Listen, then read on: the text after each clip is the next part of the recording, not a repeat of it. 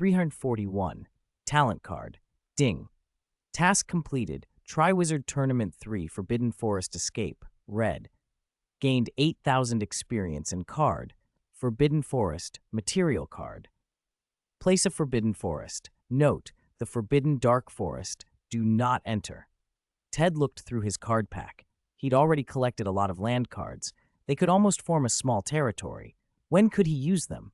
They wouldn't be worthless, would they? Before he could grumble, a new system prompt chimed. Ding. Task triggered. You have passed the second stage. Awaiting you will be the cold, dark bottom of the Black Lake, filled with all sorts of strange monsters.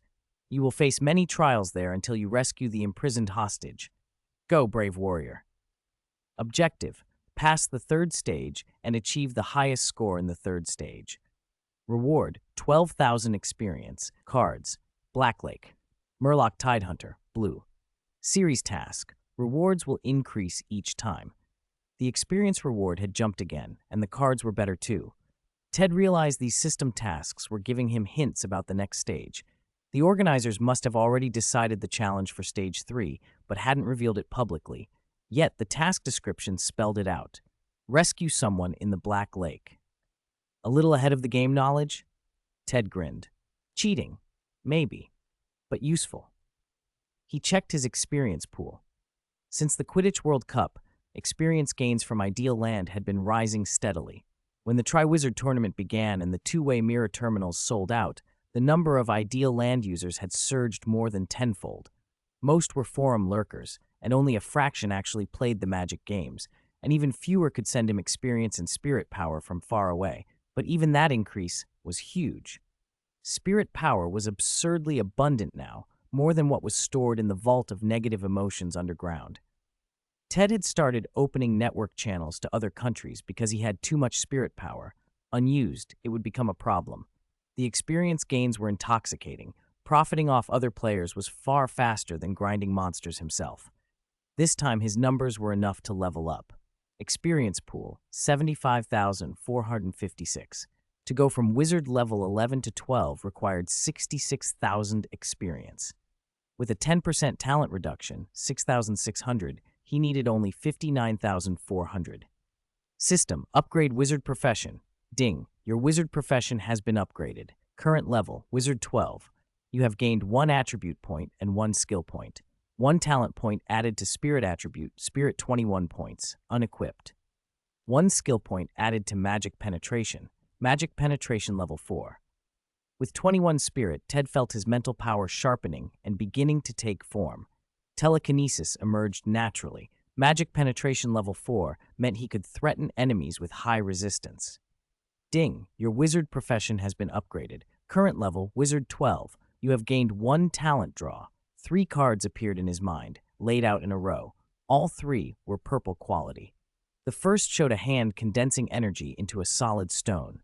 Psionic matter, talent card. Convert psionic energy into matter or equipment with special attributes and abilities. Duration depends on consumption. Note, creating permanent psionic equipment will permanently consume a portion of psionic energy.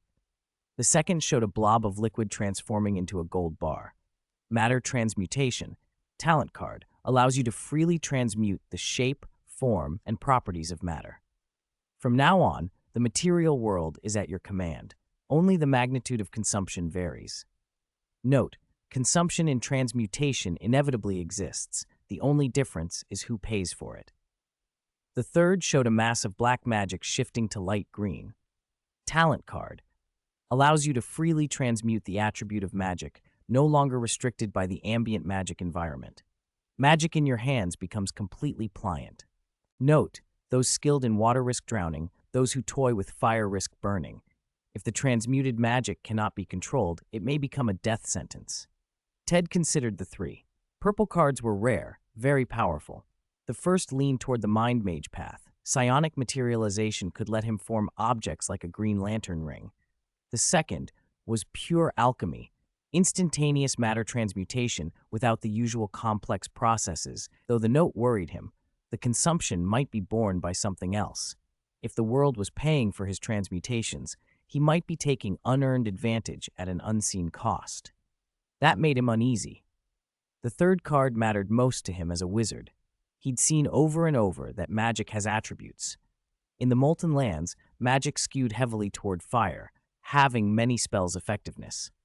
The corrupted Forbidden Forest wouldn't grow grass and bred the undead. The Ministry and the schools had spent a fortune undoing death magic seeping into the soil. In underground Paris, centuries of inert death magic had accumulated, and with Ryan's catalysis, had reanimated horrors. In places like that, his magic recovery was cut in half, and white magic could be almost useless. Even a wizard's own magic tends towards certain attributes. Dark wizards who pushed too far sometimes lost the ability to use opposing spells. A classic example, the Patronus charm. Dark wizards can't wield it. The more twisted a wizard's magic, the less likely the Patronus will function. It can even backfire catastrophically. There was an ancient tale of a dark archmage whose attempt at a Patronus turned his own magic into maggots that consumed him. That's part of why Dumbledore trusted Snape. Snape could produce a Patronus, and after Lily's death, his Patronus became a doe. Dumbledore saw that as proof Snape hadn't entirely fallen. After weighing everything, Ted chose the third card, Magic Transmutation. The first two would have been powerful, but being able to change the attribute of his magic would patch his biggest weakness. He could adapt to hostile magic environments and even transmute incoming spells aimed at him. It was the most practical pick. Tomorrow was Christmas. In a classroom, a group of younger students were practicing dancing. Because there would be many guests at the Christmas ball, Professor McGonagall had insisted that every student learn to dance. She didn't want Hogwarts' young men and women embarrassing the school. There was an effect to her lessons, but not much. In one afternoon, more than a dozen pairs of shoes were ruined. With only one professor and dozens of students to teach, McGonagall was overwhelmed. Sometimes she wondered if some of them had steel plates in their legs, the way they kicked and stamped they should have bent. Ron, who was with her now, grew visibly more nervous at every correction. "Light on your feet, follow the music. Step, Ronald!" McGonagall snapped, making Ron nearly trip. Ted held Hermione gently, and as the music played, they moved in perfect sync. Neville, guided by Ginny, rose to the occasion awkwardly. He was almost 6 feet tall now and towered over her. Malfoy and Harry danced well. They'd been trained in the formalities of pure-blood society and seemed to enjoy it. Jerry danced with Luna, and they both seemed surprisingly talented. Jerry looked over at Ron, stiff as a puppet, and shook his head. Ted watched McGonagall's dance shoes nearly get trodden to death and couldn't help suggesting a solution. Why not practice in Ideal Land? It's spacious, no one gets their feet hurt, and it's convenient. The dance partner situation had its own drama. Crumb from Durmstrang had hesitated for 2 days, then asked Hermione to be his partner. Hermione told Ted about it with a little flush. She was pleased. "He's big and burly, but he has taste," Ted said. Meanwhile, Ron had apparently lost his senses and tried to invite Fleur to the ball.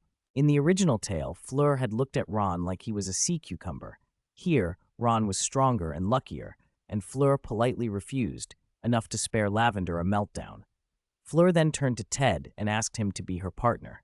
Ted, of course, declined. Did they all think this was a melodrama? Then there were the ball gowns. Aunt Molly's choices for Ron, Ginny, and the Weasleys were unfortunate. Old-fashioned lace flourishes straight out of a century-old British court drama. Peggy had come back from her internship for the ball and bought her own dress. The Weasley twins had their businesses and designs. Ginny was helped by her older siblings. Ron, however, was told to be independent, and he had indeed created his own suit. Ted had half expected to buy or transfigure one for him, but Ron made something that looked straight out of a Kamen Rider show. The boys loved it and treated it like a trophy. Lavender was less impressed. On Christmas Day, Ted gave gifts. Hermione received a heart-shaped ruby necklace, not just pretty, but enchanted to block a fatal blow at a critical moment. She wore it to the ball. The pale skin and the red gem made her look stunning. Ron got a dozen singing shells, magical seashells that played different tunes. Neville received an alchemy belt hung with a string of alchemical bombs, including high-grade items like bottled lightning. Neville blinked and asked if this was really a Christmas present. Harry, who loved to sleep, was given a cloth tiger pillow that came to life and roared at a set time. Harry protested. Ted, you're not human. Jerry got a pair of magical sunglasses that let only the wearer see anything within 30 meters. Malfoy was given a homemade magic light bulb lollipop with strict instructions not to swallow it. Malfoy, never one to believe in caution, licked it until his tongue went numb and the candy melted. Ted saw how popular the effect was and told the twins to start selling them. Within hours, the light bulb lollipops were a campus sensation, later upgraded with neon colors. Many students who ignored the warnings found their mouths glowing as they walked. Ted suggested Neville give Ginny a puppy. Ginny loved it, and Neville, abashed, accepted. Hermione had tried to knit Ted a sweater, but overestimated her skills and ended up with a neck warmer. Still, the thought counted. The Christmas ball ran from 8 in the evening until midnight. At 7, the champions and their partners assembled at the entrance to the Great Hall, ready. I feel almost well, though I still have a cough. There's no more phlegm. I made it through. 3:42. Pigeons take a rest for the day. I'll make some adjustments and try to resume the previous update schedule. Chapter 334. Merry Christmas. At the entrance to the Great Hall, 49 champions and their dance partners were already in position. Compared to the original story's 4 champions, this was lively to the point of looking like a village square dance. When the doors opened, everyone saw that the hall had been temporarily expanded with an undetectable extension charm. Its area more than doubled and transformed into a glittering Christmas wonderland. Trees, golden apples, and countless lights floating in the air. It was only one of many small, rarely used functions the castle could perform. After all, why would it be called a school of magic if it couldn't do such things? The champions entered hand in hand with their partners, one couple after another. The students and exchange guests had been waiting at the tables for a long time. As the home team, the Hogwarts champions drew the most attention. With so many champions present, though, only those who were exceptional or simply irresistible received special scrutiny. Fleur, for example, was a magnet for every male eye. Her dress made her practically glow. Her partner, a boy from her team, was almost invisible next to her. Crumb also attracted attention. Burly and prematurely weathered, he was an international sports superstar who had performed admirably in the tournament. In a military-style suit trimmed with fur, he looked striking. He had once invited Hermione and been turned down. His current partner was a girl from Beauxbatons. The South American team's female captain, tanned, long-legged, and fiercely passionate, left half the hall breathless after a single dance. It made many Hogwarts students dream of South America. Compared with the Americas and Africa, the 3 ancient European schools were more conservative, and Hogwarts was by far the most so. Durmstrang openly taught the dark arts, and Beauxbatons had the French flair for romance. Ilvermorny, from America, was the most open-minded. Their team members' genders were indistinguishable at a glance, and everyone whispered about how they had chosen partners. As the champions filed in, whispers ran through the crowd. "Look, Neville! Wow, is he that tall? He always was, but he's even taller now. Is that Ginny Weasley with him?" "Of course. She's got 3 older brothers and an older sister here. Who stands a chance?" Ginny was beautiful and had been single-mindedly determined to make Neville hers for years. After her relentless pursuit over the last 2 years, the whole school knew the story. No one made a fuss now. A few rows over, other conversations erupted. "Oh my goodness, who's that in the weird armor? So handsome. Is that Lavender with him? Ron? Ron and Lavender? Definitely. I've seen them kiss in public. Lavender's like a vacuum, I swear." A student from a pure-blood family asked, baffled, "What's a vacuum cleaner?" "Don't ask. I don't care. That armor. Can I buy one?" Several boys whistled appreciatively at Ron's bizarre nightly outfit. Lavender was distinctly displeased, but Ron waved back proudly. Fleur, standing nearby, breathed a sigh of relief. She was glad she hadn't accepted his invitation. Jerry arrived with Luna and caused a stir. Many hadn't expected the eccentric Luna to be asked to the ball. Then Harry and Malfoy entered together, and the hall buzzed. Gryffindors and Slytherins both felt their worlds turned upside down. Harry looked unexpectedly stunning. Short hair styled, a hair accessory, light makeup, and a beautiful evening gown that made her both playful and heroic. Many students would be forced to reevaluate her tonight. From Hogwarts, boxing champion and Gryffindor big sister, to a striking young beauty. Malfoy wasn't bad either. White tuxedo, platinum hair slicked back like a grown-up. The Slytherins and Gryffindors alike were unsettled in a very personal way. Ron leaned to Jerry and muttered, "Malfoy's improved, but I still think Harry should be careful." Jerry scoffed back, "You've got time to worry about others? Better pray for yourself." He tipped his chin toward Lavender, still steaming over Ron's armor. Then Ted and Hermione entered. A collective ooh rose from the hall. Hermione, usually harried, untidy, and all books and study, looked like a storybook princess.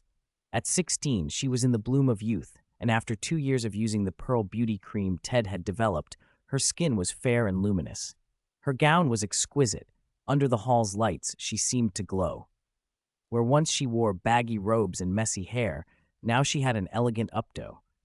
"Hoodoo styled my hair," she said, and the remark pierced many hearts. The contrast stunned everyone. Even Fleur admitted to herself she hadn't expected Hermione to be such formidable competition. She had underestimated her. Crumb's earlier confidence soured. He had judged correctly about her potential, yet such a beautiful, outstanding girl hadn't even looked his way. He swore inwardly to beat Ted in the tournament and prove himself the better man. Other students who were old enough also attended the ball. The Weasley twins were popular. George's partner was Angelina, the Gryffindor Quidditch player, the girl Lee Jordan had pestered for years. Lee didn't look too crestfallen. He had his own partner, a Uagadou champion he'd managed to charm. The Uagadou girl was athletic, medium height, and lithe, like a female leopard. She had been one of the 3 champions who ambushed Ted in the Forbidden Forest. Peggy, back for an internship in her 7th year, had returned specifically for this chance to attend the Triwizard Tournament Ball. Her partner was Penelope Clearwater, Ravenclaw's head girl, and the two walking into the hall hand in hand turned heads. Ron's expression said he'd long suspected something. Ted had too. Peggy's amulet and strange luck made people joke that Voldemort wouldn't dare touch her.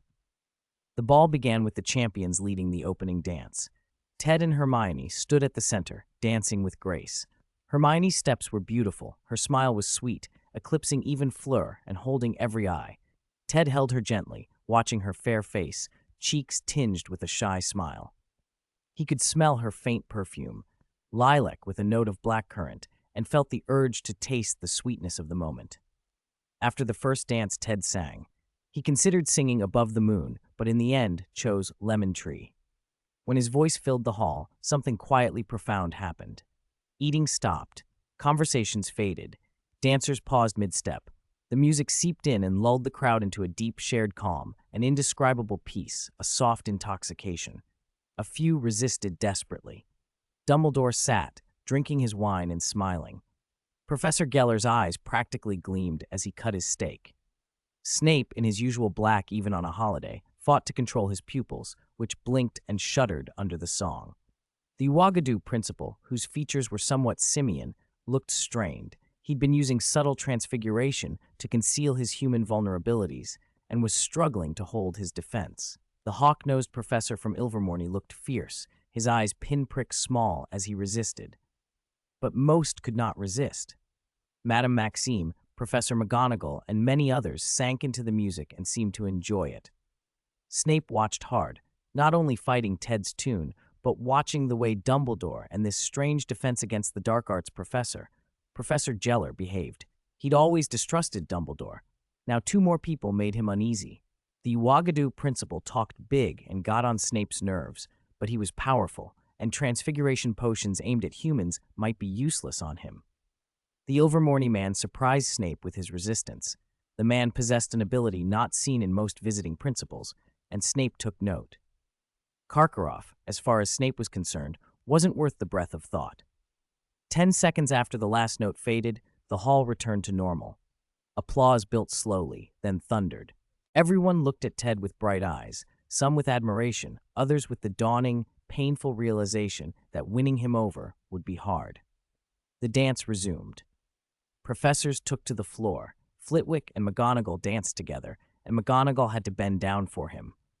Hagrid took off his coat and invited Madame Maxime. The two occupied the space of half a dozen couples and spun with earth-shaking gusto. Students flowed in and out of the central floor, while some returned to their tables. Fleur, predictably, asked Ted. He wouldn't be rude. He nodded to Hermione briefly, then took Fleur's hand and danced. She poured every ounce of her charm into that one song, almost as if tempting with a casting charm, but when the music stopped, Ted's gaze remained clear. He gave Fleur a polite nod and returned to Hermione. Hermione smiled a little, triumphant. One dance was not the point of the night. Couples circulated, and food was abundant. Crumb, dissatisfied and brooding, sat after one dance and didn't move. His Boban partner, noticing his eyes on Hermione, got annoyed and left to find someone else. Crumb didn't seem to mind and began eating. If opinions differ on history or teaching, there was no argument about Hogwarts' food. The house elves could cook like no one else. Madame Maxime and Dumbledore even joked about sending a team of house elves to teach in the Beauxbatons' kitchens. What a cultural export that would be for Britain. Crumb found himself sampling a dish he'd never tasted and nearly moaned at its richness and aroma. He asked, "Excuse me, what's this called?" The surrounding students looked at the plate and then at Crumb. One seventh year finally said, "Oh, that dish? It's called Life's Impermanence." Life's Impermanence. That's a strange name, Crumb said. Down in the kitchens, a house elf's chest swelled with pride. "With this dish, I once bested a defense against the dark arts professor," he boasted. Crumb raised an eyebrow and laughed to himself, then noticed his old headmaster, Karkaroff, also tucking into the same dish as if someone might steal it from him. After 11, the ball thinned. Many older professors left to rest. The more energetic students lingered for the midnight session and for other, more private amusements. A narrow garden filled with bushes and flowers nearby, called Rose Alley by tradition, hosted couples who slipped out to spend time together. Snape, unable to tolerate such displays, went on a patrol before retiring. Like a school security guard sweeping the grounds at night, he walked the paths, startling some lovers and sending them scrambling.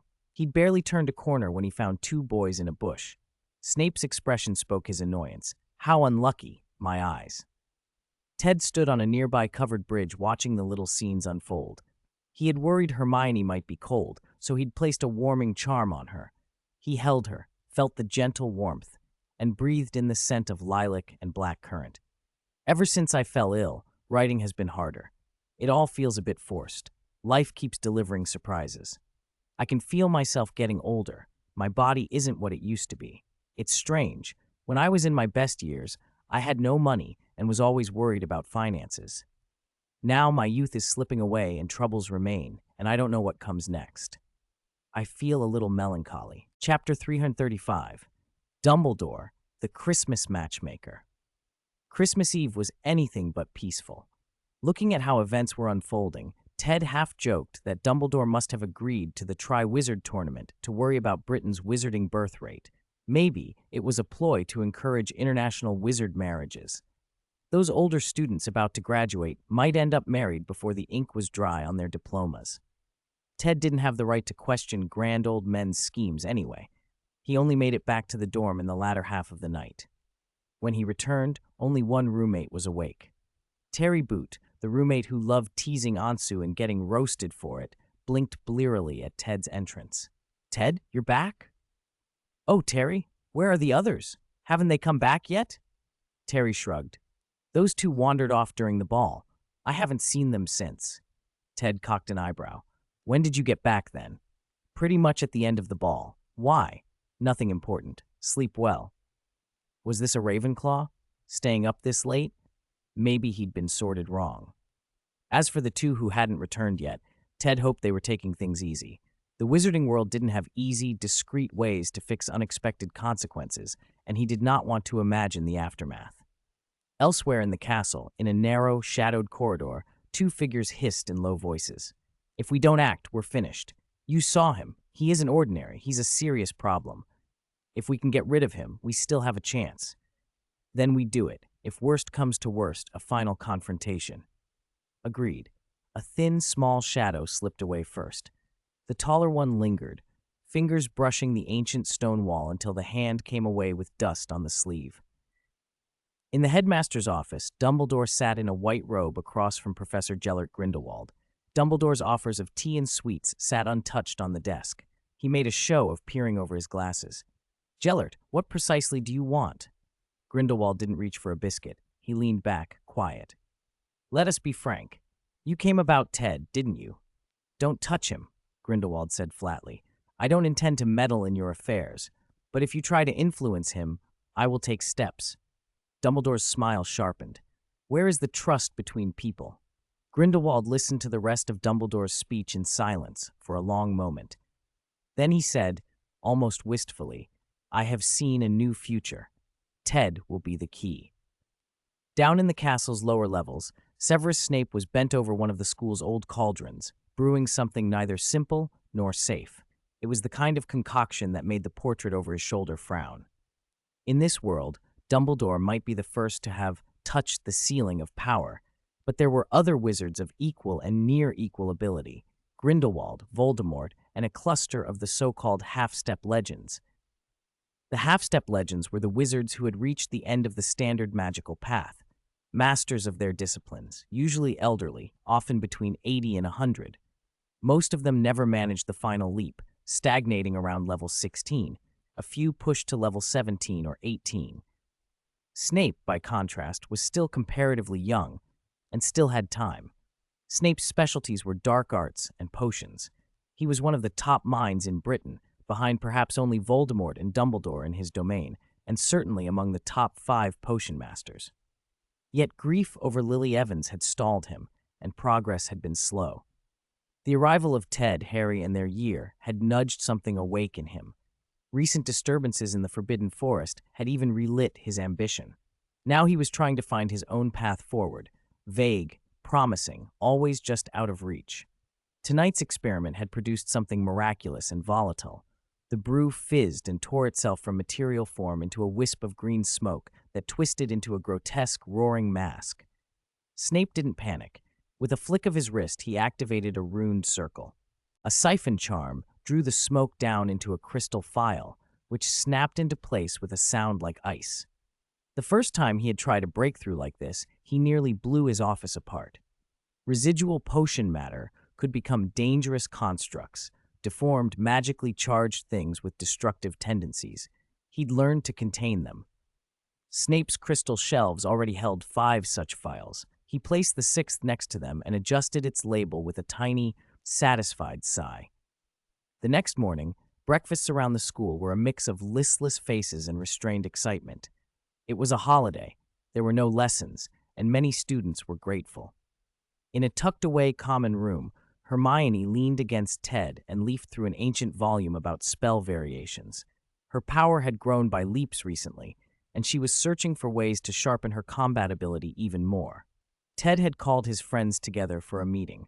The 3rd task was looming in January, and they would be going into the Black Lake to rescue hostages. They needed plans. The 2nd task had been brutal. The Forbidden Forest Battle Royale left only 18 competitors standing. The rules stipulated that only the very last 7 were eliminated. As a result, some teams took heavy losses, while others came through unscathed. By the end of it, Hogwarts and Durmstrang had every champion still alive. Beauxbatons had 5 left. The Russian contingent, Ouagadougou, Ilvermorny, and even the Brazilian Samba squad each had 4 remaining. From the looks of things, the real contenders for the cup were Hogwarts and Durmstrang.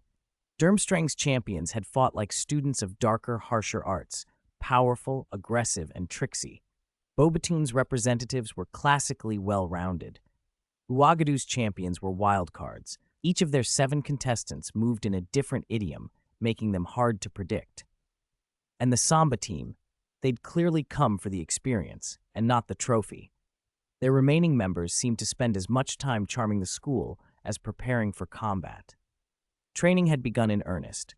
Crumb, big, relentless Crumb, had already started an extreme regime. On the last days of December, he'd hacked an ice hole in the lake and been winter swimming, diving again and again to acclimate to the water. A few younger students watched him and decided he was simply eccentric. Karkaroff, who knew how to schmooze, probably had gotten wind of the task details. Ted suspected some teams were getting an advantage that way. Back at the planning table, the usual questions came up. Neville piped up, Maybe I could ask Professor Sprout for some gillyweed? What's that? Jerry asked. Or something like it, Hermione replied. It develops temporary gills when eaten so you can breathe underwater. How are we supposed to deal with the cold? Harry asked. The bubblehead charm helps with breathing, but it won't stop hypothermia. They won't just test our swimming and breath holding, Ron said. They'll put us in there to fight something. Exactly, Jerry said. We have to plan to fight and rescue at the same time. Ron was still annoyed he hadn't had a proper chance to shine in the last task. This time, he wanted to do more than hide behind lucky timing. Ted asked Neville about new plants. Neville's face lit up. There are a few new cultivars. A vine that can entangle and lash in water, has thorns and a paralytic sap. I call it entangling grass. Don't call it that, Ron muttered. Call it something less friendly. Water death vine. Neville went on, excited. And there's a buoyant water lily that can pull a small craft and an air-holding water mushroom, useful for temporary pockets of breathable air. Ted also suggested they build an underwater conveyance, either single-seater or for a small squad, with some protective enchantments. That would solve both the problems of swimming and survival in near-freezing water. He handed Jerry a small hand-bound book with a smirk. Read this. Things the Holy Light won't tell you. Why me? Jerry blinked. Ted grinned. Because your jaw is square, and you give off the sort of aura that says you're a once-in-a-century martial prodigy. Consider this a secret manual. The new year brought the school's usual oddities. On January 1st, a system notification chimed. Ding, talent, otherworld knowledge, gold, triggered, discovered, Forgetful Path Layout Diary read. Ted squinted at the description. The Forgetful Path Layout Diary, red quality, claimed to record the tricks and deceptions of those reckless enough to practice layout and misdirection for sport. It required 980 experience points to redeem. Ted's eyes warmed at the red rarity, then went cold at the name. Forgetful Path? He closed the window fast. No trading, no deals. He could imagine the pitch. Want to know your true past? Join us. No, not today. He refused to be recruited by a group that probably kept diaries. January passed with alliances quietly forming. Ted had chosen to share some possibly crucial hints with Fleur, a payoff for a small alliance and a hedge against wider hostility. Ouagadou had taken an interest in him in the previous task and might try to target him again. Durmstrang was an open rival. Playing to the Beauxbatons and to a couple of the Samba team's members had seemed wise. Favor had its uses. On January 10th, the organizers finally revealed the third task. Each champion would enter the Black Lake alone. Their objective, locate and rescue hostages scattered through the cold, dark water while being attacked by unknown magical creatures. The lake was home to merpeople, grindylows, hippocampi, and, if organizers felt like extra theatrics, a giant squid. The task required not only diving and fighting, but also judgment about whom to trust. Teams could cooperate, and rescuing hostages through mutual assistance could yield high points. But cooperation carried the risk of betrayal. One generous rescue could be repaid by a stab in the back. Champions had 5 days to prepare. The task itself would begin on January 15th. Those 5 days felt less like preparation and more like political theater. Alliances solidified. Every interaction was a test. Ted felt the press of suspicion like a low hum around him, but he also discovered allies, Fleur, the long-legged members of the Samba team, and a few others who came to him privately to propose cooperation. That night, he went downstairs to toss out the trash at 10 past 10, taking a breath of cold air. He realized he hadn't been down here for 2 or 3 days. His life was strangely small and crowded at once. He muttered thanks into the chilly air, part to the game system, part to his own luck, for the little rewards that kept piling up. Baile Shen Fengsha and tail number 6736 for 500 points, and I am offline for 400 points. Small mercies, he thought, and headed back up to the common room to sleep, because the lake and whatever lurked beneath it wouldn't wait. I'm in the water all at once, I'm in the water all at once, Chapter 336, I'll go down, Ula Ula Ula. MagicNet Utopia, happy viewing. Welcome to the exclusive live broadcast of the Triwizard Tournament, brought to you by MagicNet Utopia. The third task, the Black Lake Rescue, is about to begin. Viewers, get ready and cast your recommendation votes for your favorite champion. If the champion you vote for places first in tonight's scoring, you will receive ideal land mall points to spend on mysterious gifts. Many thanks to our sponsors, Secondhand Home, Potter Bath Products, Madame Malkin's Robes for All Occasions, and Weasley Brothers Wizard Wheezes for supporting tonight's broadcast. Because Professor Flitwick's previous hosting had been a little dry, Ted had hired an online host who could double as a commentator. The result was spectacular. More than 15,000 wizards were watching the Tri-Wizard tournament through Magic Net Utopia. That number was more than half the wizarding population of Great Britain, and the broadcast reached across Northern and Eastern Europe, the Mediterranean, parts of North Africa, and even to the Americas. The viewers in the Americas were a loss leader. The lag and distance meant they sometimes lost mind power to maintain the live stream, but Ted didn't mind. Increase the market first, then harvest the rewards later. Ted knew the routine. Voting was fierce. Ted and Crumb were almost neck and neck. Ted's fame was strongest in Britain and around France, while Crumb was an international Quidditch star known everywhere. Crumb had performed well in the first two tasks and drew a lot of support. Ted's highlights from earlier rounds, his dragon binding spell and the Forbidden Forest night raid, were still trending. The top forum post was Tri-Wizard Famous Scenes compilation.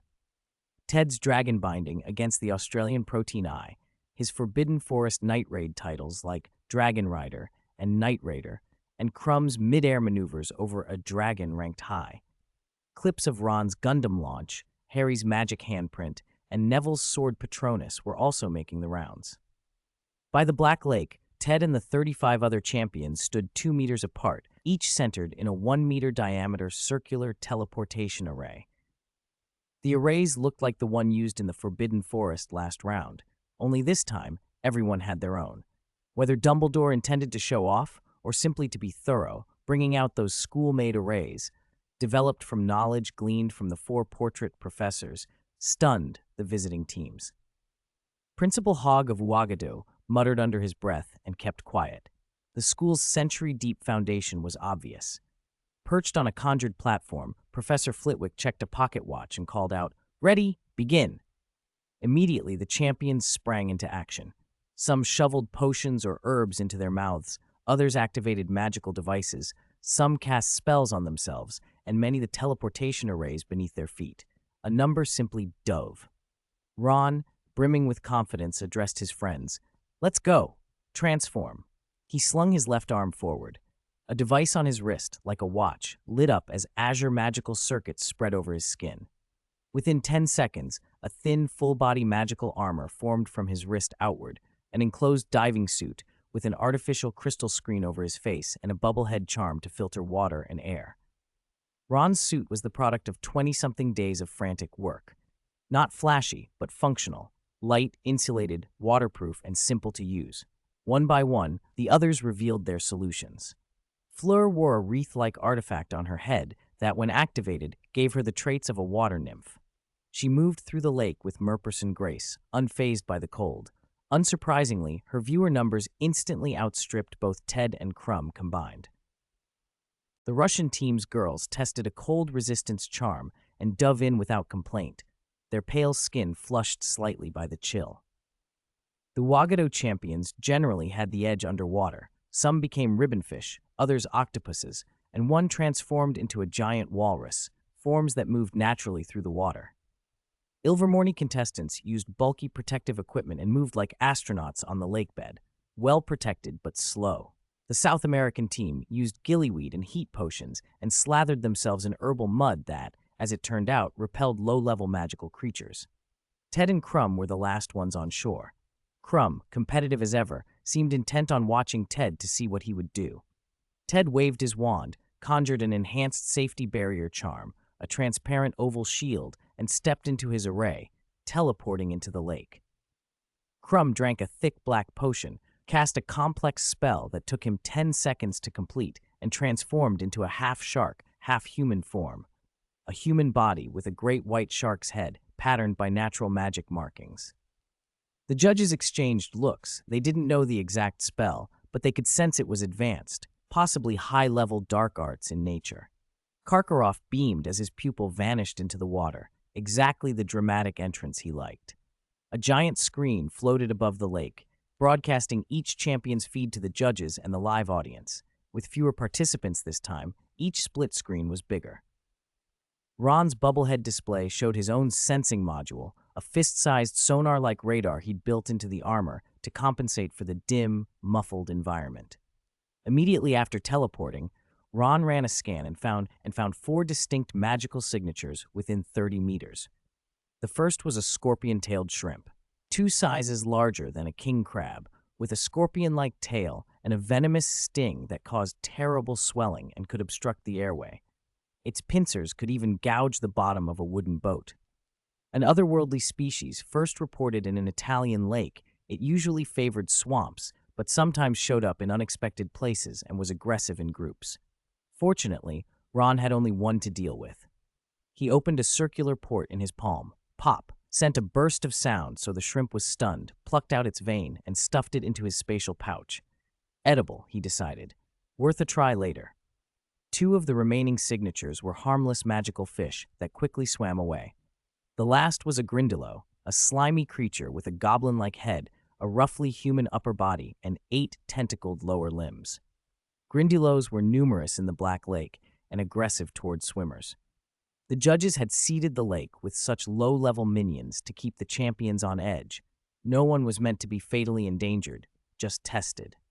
Ron neutralized 2 threats without drawing his wand, and the stream chat filled with praise and questions about where to buy his armor.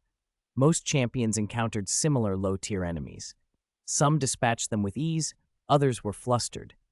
The South American team's herbal paste kept creatures at bay, and the commentator explained on air that their mud acted as a repellent.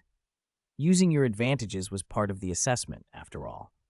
36 champions converged in a fan formation under the ice toward the lake's center, fighting off an endless variety of strange aquatic monsters. Early on, a Durmstrang girl who favored long-range hexes was unlucky. She met a cavernous, meter-wide catfish-like toad that hid in the silt and lunged up to swallow prey. Without timely judge intervention, she would have been lost. She was hauled ashore pale and shaken, essentially confirmed out of the contest only 12 minutes into the task. Shortly after, a Beauxbatons boy got himself into trouble. He drifted off course and swam into a thick patch of underwater weeds, exactly where Grindylows like to lurk. He panicked, forgot his training, and 40 or 50 Grindylows swarmed him. Though the judges rescued him, his protective spells were broken, his clothes shredded, and several tentacles had been shoved into his mouth before he was pulled free. He was a pitiable sight. Viewers typed sympathies in the chat, while a few, less empathetic, commented otherwise.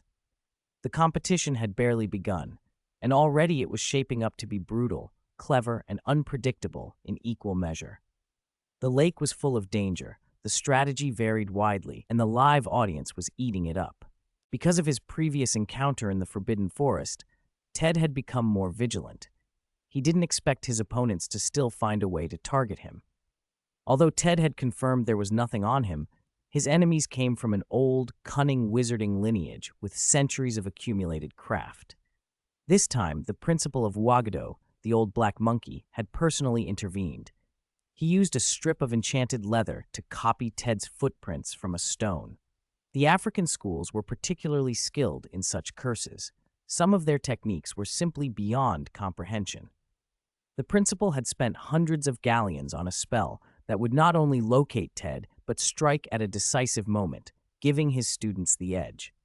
But Ted possessed a talent called Mist of Fate. That talent interfered with long-range divination and prophecy magic, and its effect grew stronger the more powerful the opponent and the greater the distance. Even the Jackalweir King, a being almost like a minor god in the bottomless abyss, had failed to locate Ted despite sacrificing his priest's spirit. If ranked by level, the Jackalweir King would probably be around level 30. He had come up short. The old Ouagadougou principal stood even less chance. The irony of Ted's talent was that it strengthened against stronger foes, but the distance mattered. At the range the principal could manage, they could only approximate Ted's position. If Ted left Hogwarts farther than that, their magic would fail. Aha was 17 and came from an ancient Egyptian wizarding family. Because of his resources and talent, he had quickly made a name for himself at Ouagadougou. Ouagadougou was the only formal wizarding school in Africa. It could not, of course, gather every magically gifted child the way Hogwarts did in Britain. Many tribes still trained apprentices in the old way, but Ouagadougou still enrolled nearly 1,000 students, 4 or 5 times Hogwarts' population. With so many people, the politics were messy, old feuds between tribes, blood drawn in disputes, and fierce competition to stand out. To become a Ouagadougou warrior, let alone a team captain, meant you were no ordinary student. Aha had been hailed a prodigy. Before coming of age, he had mastered 5 transformations and more than 50 spells. Yet in the previous round in the Forbidden Forest, he had been killed instantly by Ted in a 1 versus 3 match. At the time, he had had no reaction, everything went black, and when he woke, he was in the school hospital. If his first-round performance against a dragon had been mediocre, that was forgivable. Fighting a dragon is hardly a standard duel. But to lose so inexplicably in round 2 enraged him. He admitted Ted Epiphany was powerful. In the first round, Ted had used some unknown spell to suppress the dragon, a trick still puzzling the judges. The replay of the second round showed Ted's night ambush to be calm, precise, and lethal. He seemed to exert little visible force. Aha felt their defeat came from both Ted's skill and the 3 of them being careless. They had thought themselves hunters, hiding for a quick, decisive strike. But Ted had sensed them and turned the trap back on them. Too cunning. This time the preparation was thorough, perhaps too thorough. Aha thought that if they had had such planning in the first round, he might have stood a chance against the dragon. There would be no sneak attacks this time. They would assume the opponent could sense them and act openly. This was the rule of probation. Not only had Ouagadougou sent 2 warriors, but Ilvermorny had sent 2 as well. Each side contributed 2 elites to ensure nothing went wrong. On the surface, Ted seemed unaware of anything unusual, still swimming leisurely. The live feed exploded with viewers' outrage. How could 2 teams gang up on 1 warrior?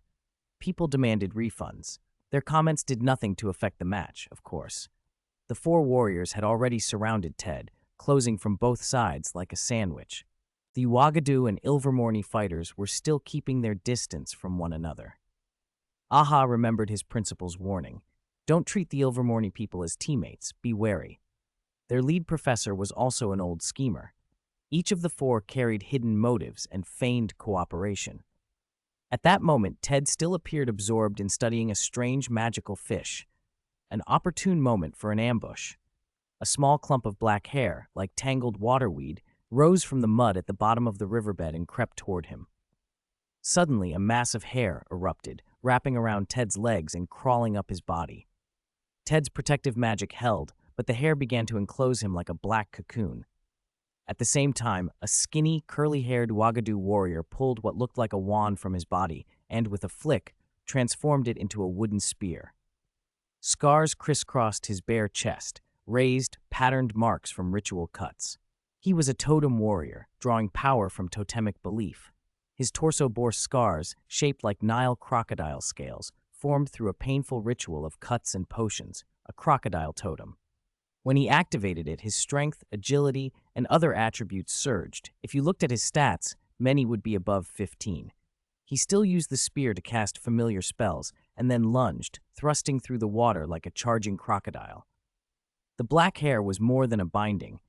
Ghostly, tormented faces writhed in it, unleashing curses, decay, withering, fatigue, blindness on the trapped target. Aha's lineage had given him a peculiar necromancy, Egyptian death magic that treated death as another form of life. His spell, Hair of the Dead, made each strand of hair carry great force. Now a thick clump at the lake bottom could strangle an elephant. It was exactly the kind of trump card the Black Monkey principal had spent to prepare. But the magical defenses on Ted's body were extraordinarily strong, constantly shifting like bubbles. The hair could bind him but could not contract to choke him. Still, the curses attached to the hair threatened to break through. Meanwhile, the 2 Ilvermorny warriors had already made their move. Do not be misled by their unconventional appearances. Iron rings, studs, tattoos, ambiguous genders, they were carefully selected fighters with distinct gifts. One looked like a distant relative of a merperson, a family from a Massachusetts port town descended from early European immigrants who had practiced rituals with aquatic creatures for generations. Like Parselmouths in the Gaunt line, this family's blessing manifested as a silent murmur that directly assaulted an enemy's spirit, unsettling and eroding their composure. It was subtle and hard to detect. By the time the effects were noticed, it was often too late. His partner looked like a hippie, dark eyes, rotten teeth, lip piercings, and tattoos. His troupe specialized in a modern lineage of magic influenced by counterculture. He could infect others' senses, manipulating perception, dulling them, overstimulating them, agitating them, or even eliciting overwhelming physical release. That last effect was particularly dangerous because it could be spread magically and bypass ordinary defensive spells. The two Ilvermorny warriors' abilities complemented each other. They were sent to work with the Uwagadu fighters to eliminate Ted. Ted was now under a double mental and spiritual assault, his body bound by animated hair, curses trying to seep past his defenses, and the totem warrior charging with a spear aimed to pierce his shield. The spear, enchanted with a brutal enhancement, compressed the protective barrier to its breaking point and finally punched through. The totem warrior assumed the job was done. A spear in the face meant elimination and victory. Instead, Ted bit down on the magic spear. Everyone watching the live broadcast froze, including the totem warrior. The black hair, now unrestrained, wrapped tighter, but it did nothing. Curses failed to land, and Ted bit back. The camera zoomed in, and viewers noticed something they'd missed. There were seams at his mouth and chin like a puppet's. The glamour slipped. Giggle, giggle, the puppet Ted laughed. With a whirl, two magic blade wheels on his body spun and sliced through the hair. The totem warrior was forced to abandon his spear and dodge backward. 4 segmented long arms unfolded from the puppet's torso. The legs split into 8 alloyed tentacles. The puppet had 3 eyes, a diamond-cut crystal set in its forehead, and runes forming a magic-conducting network across its body. The burst of power was terrifying. Then the puppet's main camera detached and flew away from the skirmish, speeding into the distance. Some viewers followed the camera. Others switched to feeds focusing on the 4 warriors left to contend with the puppet. Their panicked flurry of spells and maneuvers proved futile. The puppet's intelligence was unnervingly high and mischievous. It kept using tricks to pressure and toy with the 4, but never finished them. It was a cat-and-mouse game. It could have ended them quickly, but it chose to play. 2 kilometers away, near the center of the lake, Ted's true self waited, far from the battle. The 4 attackers had been duped into attacking a decoy. Even more humiliating, they couldn't defeat it. The judges glanced at the Uwagadu principal and Ilvermorny professors. The old Uwagadu man's face had gone so dark, his features were nearly indistinguishable. He looked like he would plunge into the lake himself if he could. The Ilvermorny professor with the hooked nose showed little expression. His attention was already on the remaining 2 warriors, the real trump cards. At the same time, 3 more competitors were taken out by the environment and magical creatures and were dragged to the surface for rescue. Most of the remaining fighters had reached the center of the lake, which turned out to be a merperson settlement. Unexpectedly, there were 50 or 60 merpeople there, and they kept over 100 smaller fish-like servants, mercreatures used for labor. Merpeople were the second most common non-human magical race after goblins, and often far more troublesome. Goblins could not operate underwater, but merpeople could. Many ministry officials watching the broadcast immediately reported and began contacting the merpeople under their jurisdictions to inquire about the situation. Rescuing people from such a settlement would be complicated. Ted rejoined his companions, and the group peered into the settlement warily. Where were the hostages? Where were they hidden? Thanks to reader Mokin for the 1100 points reward. 347. It seems like I have to dove for another day. I can't write. It's not writer's block. The plot is all there in my head. I just don't want to write. I don't even touch the computer during the day. I lie around sleeping, messing with my phone, eating. My limbs feel like they're atrophying from lying down so much. I boot the computer at 6, then procrastinate, every way possible, so long as I'm not actually writing. I force myself to type for a while, stop, force myself again, and before I know it, it's 11:30 p.m. I look at the word count and it's only 1,700. Holy shit, it hurts. Sometimes I think maybe I should just get a job. A crappy job. Low pay, few responsibilities, short hours. One where I can actually write on the clock. Slacking off to write would feel amazing. Something like a gatekeeper or a night security guard. 1 or 2,000 a month, nobody bothering me. Then I could write. My life right now is definitely not normal. Other people crank out 10,000 words a day like they're possessed. Their drive is wild. As for me, I don't even care about making money. My royalties roll in and it barely registers. I live on practically nothing. I probably spend less than 1,000 a year on clothes. I'm still wearing stuff from high school. The tracksuit I bought in freshman year of college is still in rotation. Excluding rent, my monthly expenses are under $1,500. I eat 2 meals a day. Lately, I don't even feel like eating much. So long as I'm not hungry, it's fine. Sometimes I fantasize about going into seclusion or doing a year of wilderness survival. I imagine some show offering me 10,000 yuan to buy supplies and live in the wild for a year. Find my own food, build a shelter, grow a few vegetables. If I succeed, they give me $1 million. I could live stream every day, edit the footage into videos.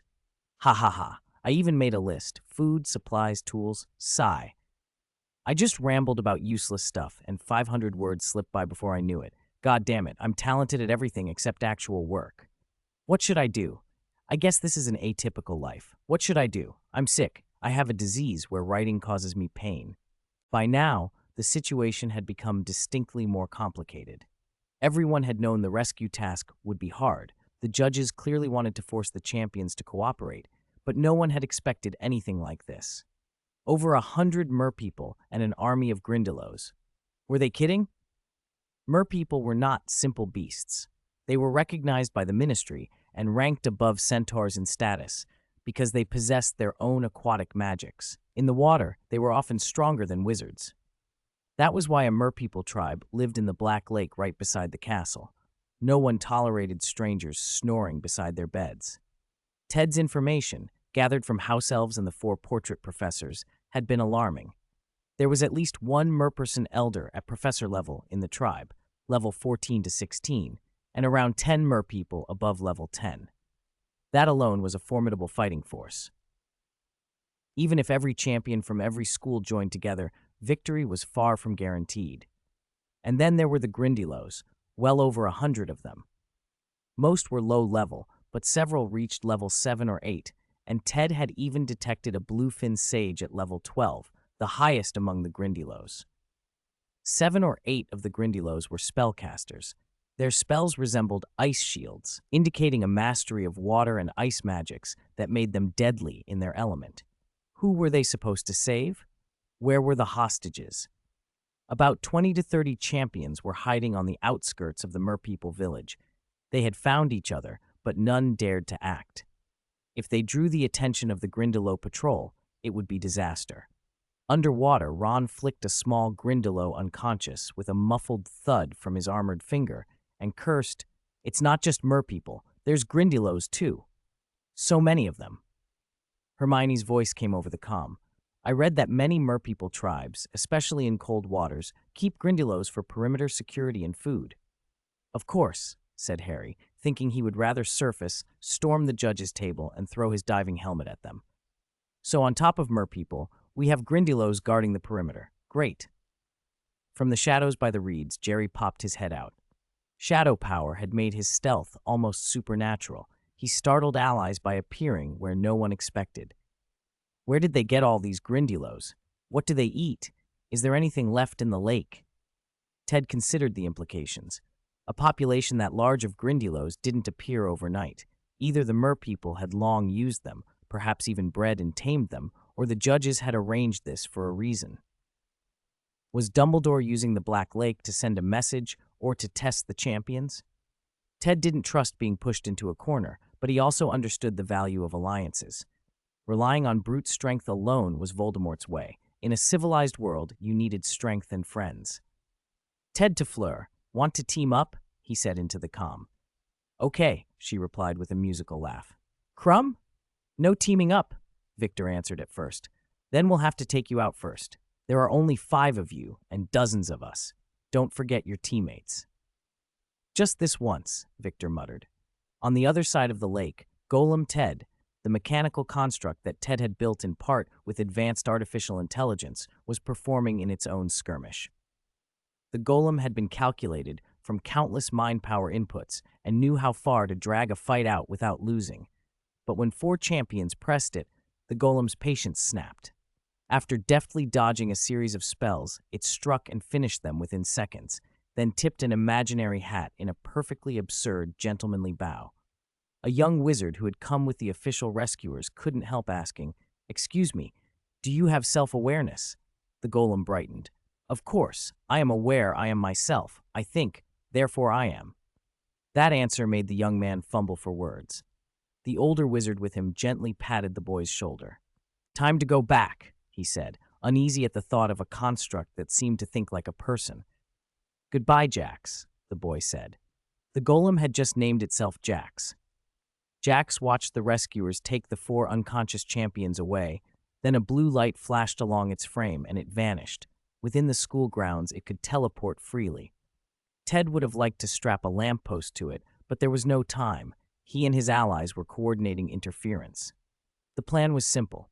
Make 2 big distractions, draw merpeople away, and let Ted and Jerry slip into the village center to find the hostages.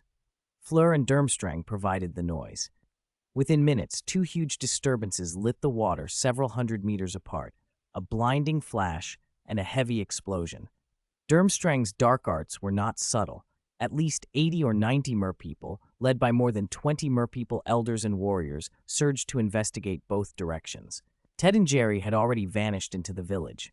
Ted pulled something green and gelatinous from his body, not for eating, but as a tool. He knelt and tossed it into the silt. Meanwhile, their diversions worked perfectly.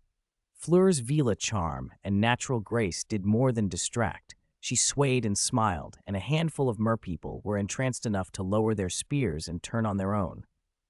Durmstrang's fighters, meanwhile, engaged fiercely and drew even more defenders. Inside the village, Jerry's luck wavered.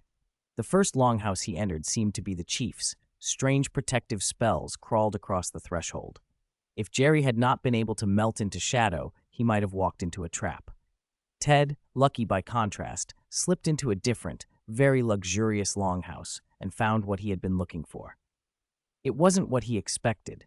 Most of the Black Lake merpeople resembled the uncanny, rough forms from old sailors' tales, pale, fish-like, and ugly in a way that made Ted glad pygmy puff therapy existed.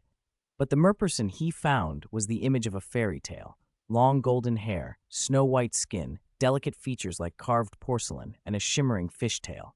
Her upper body was half hidden by shells and seaweed. She wore a necklace of pearls that glinted faintly. Ted immediately knew she was different. He moved cautiously, intending to probe her mind for signs of coercion or confusion.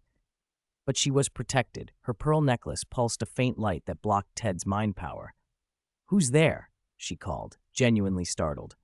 Ted realized his subtle approach had failed, so he came out plainly.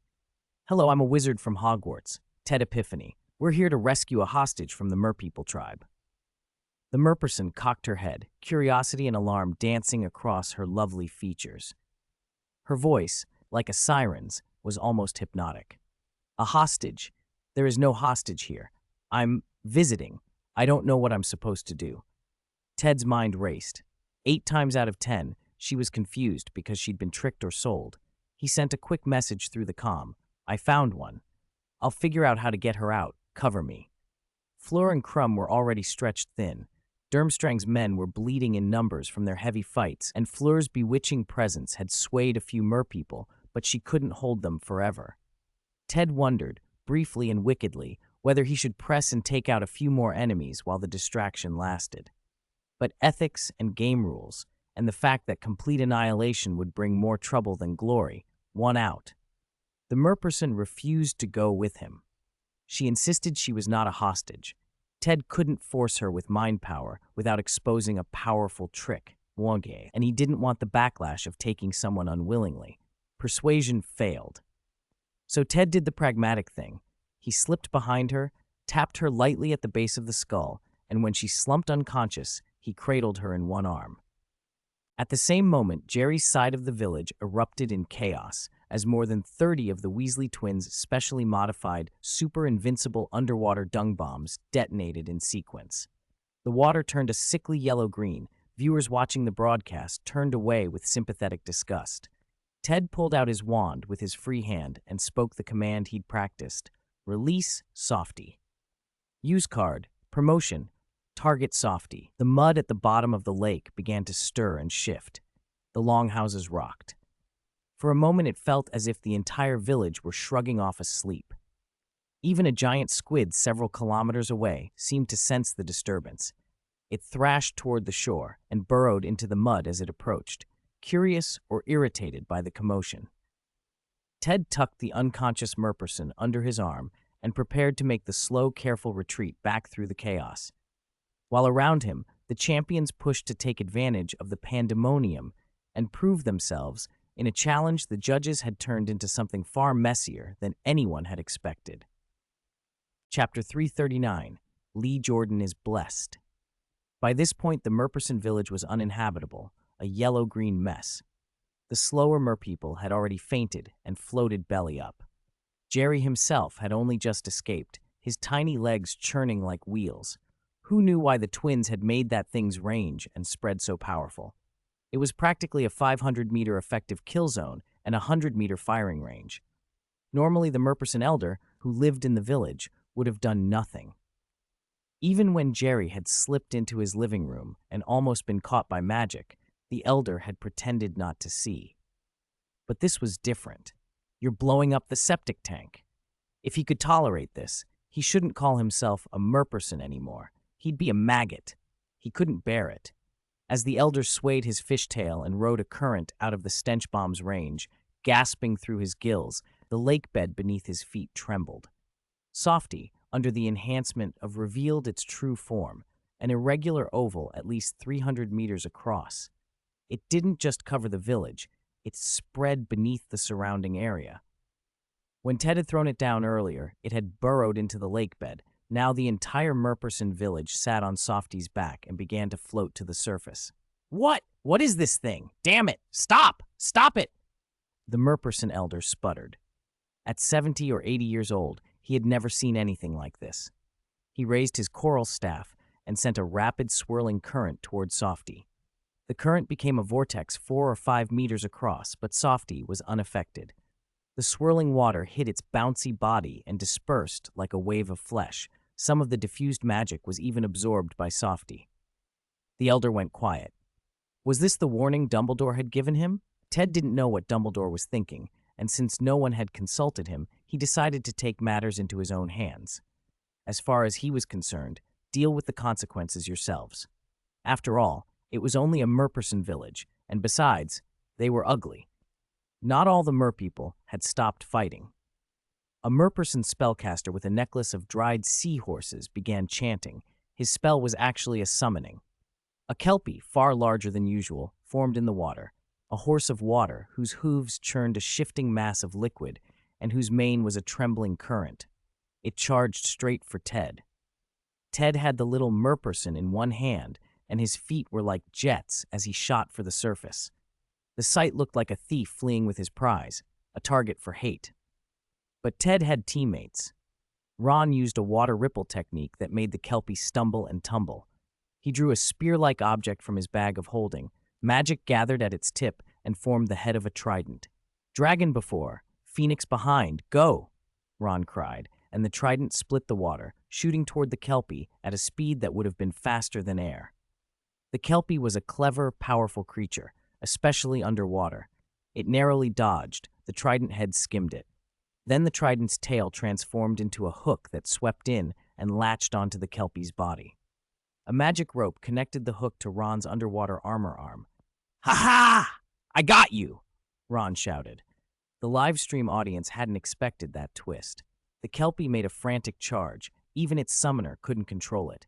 With a lunge, it dragged Ron deep into the black lake. Where did he go? I looked down and, where's the redhead? The chat exploded. A large group of merpeople armed with tridents and bone knives surged toward the champions who were keeping Ted covered, chattering loudly. Behind them, a short, thin, blue-scaled elder waved a fishbone staff and cast a complex spell, the Bluefin Sage, the highest-ranking spellcaster in the Merperson village. He was a respected figure. Jerry appeared silently behind the sage, dagger held reverse, and struck hard. The gem at the dagger's hilt hit the old Merperson and knocked him unconscious. He slumped into the mud at the lake bottom. That one blow would keep him out for hours. This was a contest, not a killing. Otherwise, Jerry might have finished him with a kidney shot and a garrote. Many viewers felt an eerie chill watching Jerry's move. There was always that sensation of someone with round ears staring from behind. Suddenly, the champions all drew their wands and began to cast. Streams of colored spells fell like laser rain. For the live audience, it was dazzling, a sight rarely seen in the magic world. More than 20 wizards fighting in coordinated chaos was not ordinary. People didn't know how to react. Malfoy placed a hand on Harry's shoulder, and their magic flowed together. A sapphire blue aura spread outward and formed 8 long, massive magical palms. Malfoy poured in a torrent of enchantments: Transcendental Charm, All-Seeing Charm, Magic Activation, Arcane Wisdom, spells that amplified the two linked wizards. Harry's palms visibly grew several sizes larger, and Malfoy's pupils dilated until his vision was like a 365-degree radar. His perception sharpened, acting as Harry's sensor. Harry swung those 8 large palms and sent back merpeople who got within 10 meters. One merperson saw its captain fly overhead, and before it could process what was happening, another swatted it into the air. Dozens were thrown in 3 seconds, returning to where they'd come from far faster than they had swum. Sirius, watching the live broadcast, sighed. That stinky kid from Malfoy got off lucky. Neville gripped his wand and once again displayed the golden holy sword that fascinated many wizards. Cameras zoomed. Viewers wanted every detail as Neville raised his spell. "Watch me. Buddha's light shines everywhere," he announced, and half the Black Lake was suddenly bathed in golden light. Merpeople, merpersons, and spectators alike shielded their eyes, blinking in surprise and pain at the brilliance.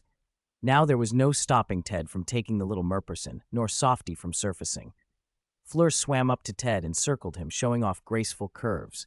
She smiled, disarmingly. "Ted, that's the hostage we're looking for?" she purred. "That's right," Ted replied. "I didn't help much in the fight. Shall I help you carry her?" Fleur offered, batting lashes. Ted looked at her and smiled. "Ha ha, no need." "Humph," Fleur pouted. Her attempt at charm had failed. She wanted that little merperson to be taken from Ted, to score points and possibly earn favor from her headmistress, but the prize remained out of reach. Fleur had always been pampered. She knew flattery alone wouldn't do. You had to show value, charm, and win by a little. That's how you stood out. Hermione shot a glance over and then intervened. A resentful blast of ice froze dozens of Grindylows and grazed several champions, leaving them with frosty hair and pale faces.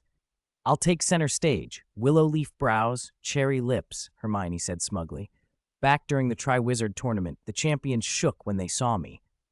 Crumb and his 2 champions tried to close in, but were nearly skewered by a large ice mass. Seeing Hermione's warning, Crumb felt a painful tug at his heart.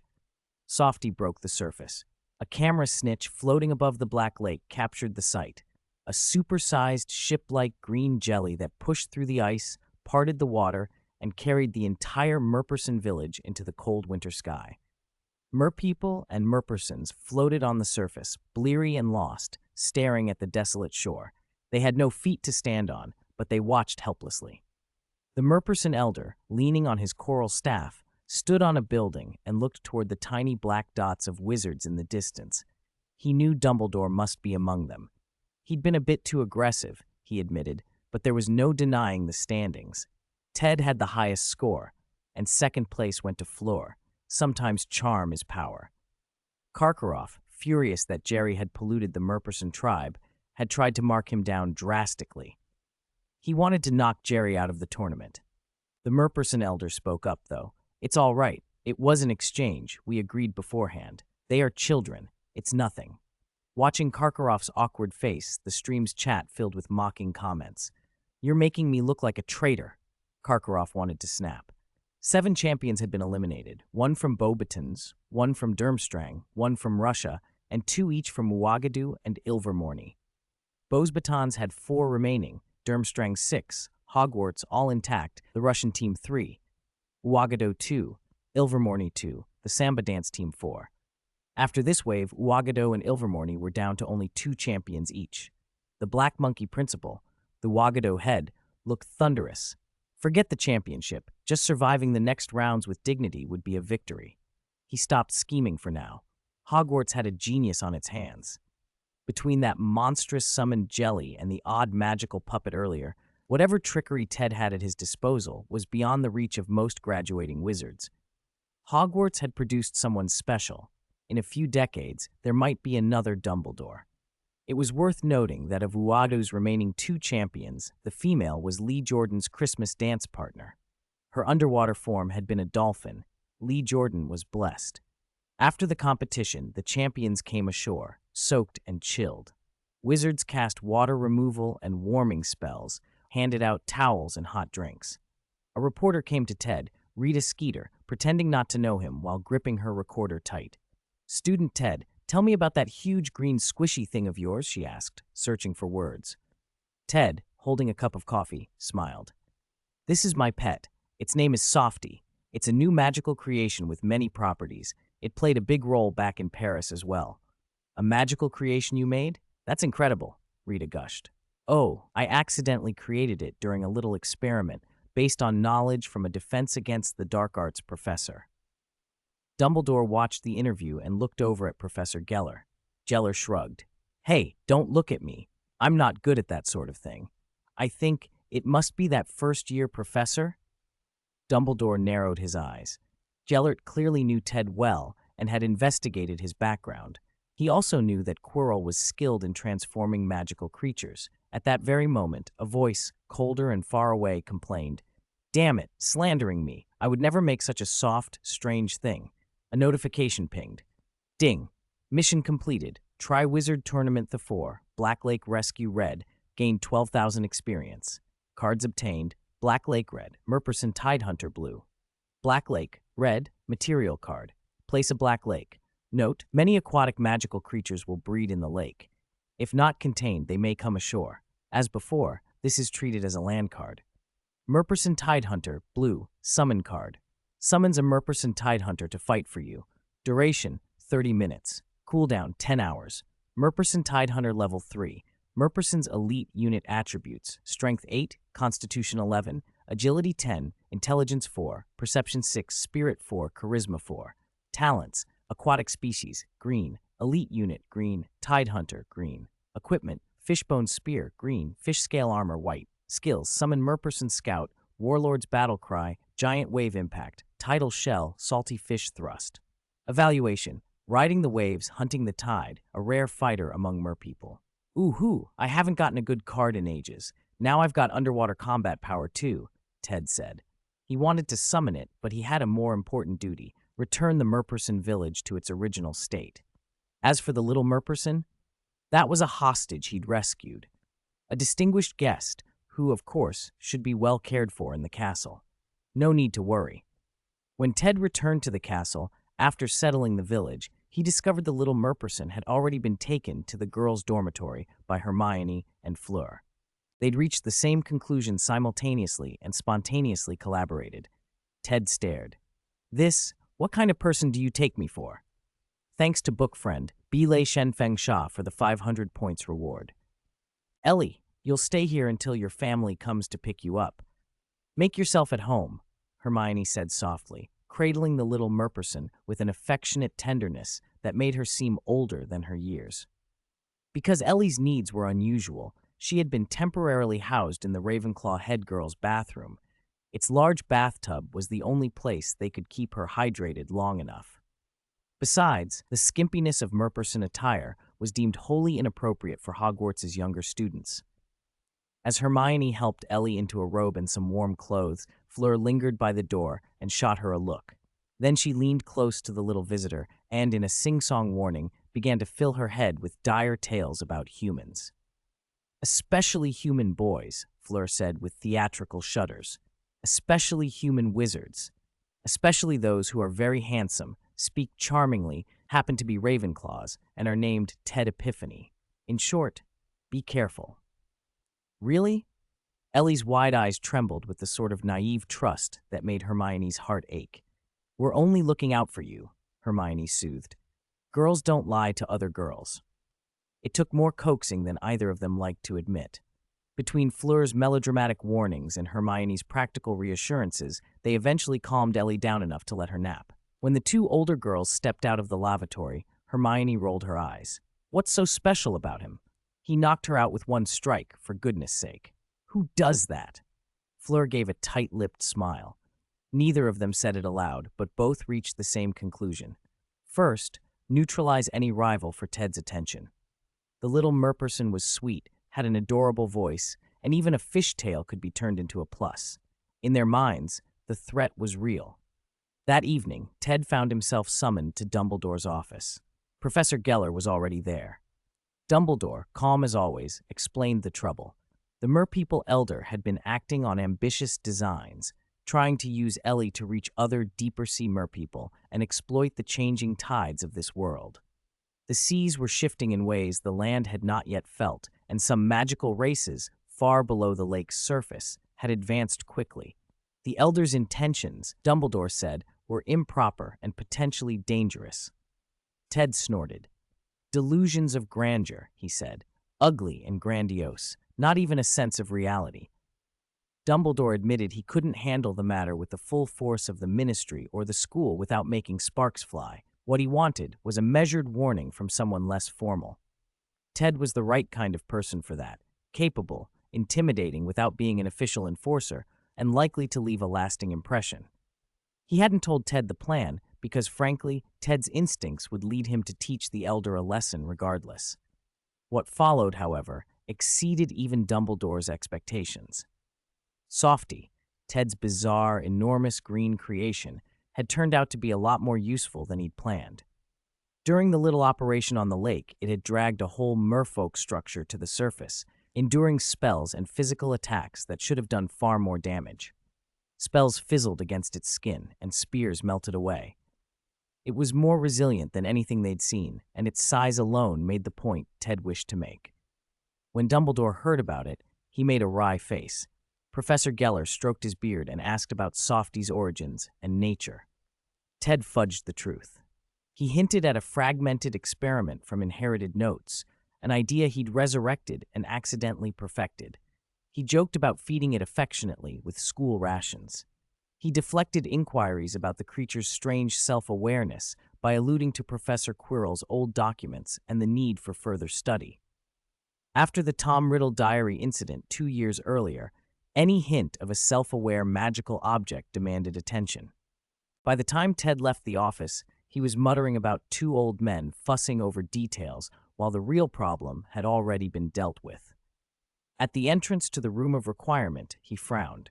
One of his detect magic wards had been triggered. Someone had crept near his secret base and backed off the moment they were discovered, leaving no trace. It hardly felt like a student. He knew most of the night roamers well. Whoever had come had been careful. A couple of days later, Lee Jordan brought Ted a message from the so-called Dolphin Warrior. Wagado's delegation, it seemed, wanted to meet and discuss cooperation. After the recent competitions and the awkward dance of rival schools, an alliance was sensible. Wagado had been trying to make a name for themselves on the international stage and had been playing the arrogance card a little too hard. Their performance had been underwhelming when stacked against powers like Durmstrang and the British teams. If you couldn't beat a mountain, join it, Ted thought, and he accepted their olive branch. Allies would be necessary if Durmstrang proved untrustworthy. On February 1st, Ted's Otherworld talent triggered. A notification blinked into his mind. Otherworld knowledge, gold, activated. Discovered, Ready Player One, Oasis Virtual World source code. The code was a complete structural blueprint for constructing a sprawling simulated world. It cost a hefty chunk of experience, 680 points, but the exchange was worth it. When the data flowed in, it came as a flood of structural logic and systems thinking, rather than simple lines of code. Ted didn't pretend to be a programmer, but the pattern made sense. Frameworks, optimization paths, resource management, all the bits needed to make a virtual world run smoothly. Everything he had built so far for Ideal Land had been cobbled together, crude and hungry for psychic energy. With this blueprint, he could redesign the infrastructure. Better efficiency, larger capacity, more features, smoother interaction, all without blowing through his reserves. Within days, he had his Ideal Land team reworking the architecture, adding polish and new functionality. He needed assets too. "Ron, I need a favor," he said one afternoon. "What is it?" "The Thestral Rider is at your service," Ron announced grandly. Since the Thestral ride under the lake that time, he'd taken the nickname with pride, even making custom armor online. He practically glowed with the thought of future income. "Tactically, I want to buy some magical furniture blueprints, outdated models, nothing major, from Lavender Brown's family," Ted said. Ron's face fell. "She's mad at me," he said. "After all those knight armor projects, Lavender thinks it's immature." Ted shrugged and sought Lavender out anyway. Lavender Brown's family had run a long-standing magical furniture business. The Browns were famous in Hogsmeade and beyond for enchanted wardrobes, floating herb tables, potion workstations, and self-storing sofas. Lavender, pleased to help and flattered by the compliment, gifted him a bundle of blueprints free of charge and teased Ron mercilessly about his lack of taste. Hermione and Ted exchanged a look. Personal problems had to be sorted separately. For now, Ted had what he needed for Ideal Land.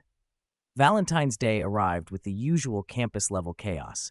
The Weasley twins had sold out of rose baskets by breakfast.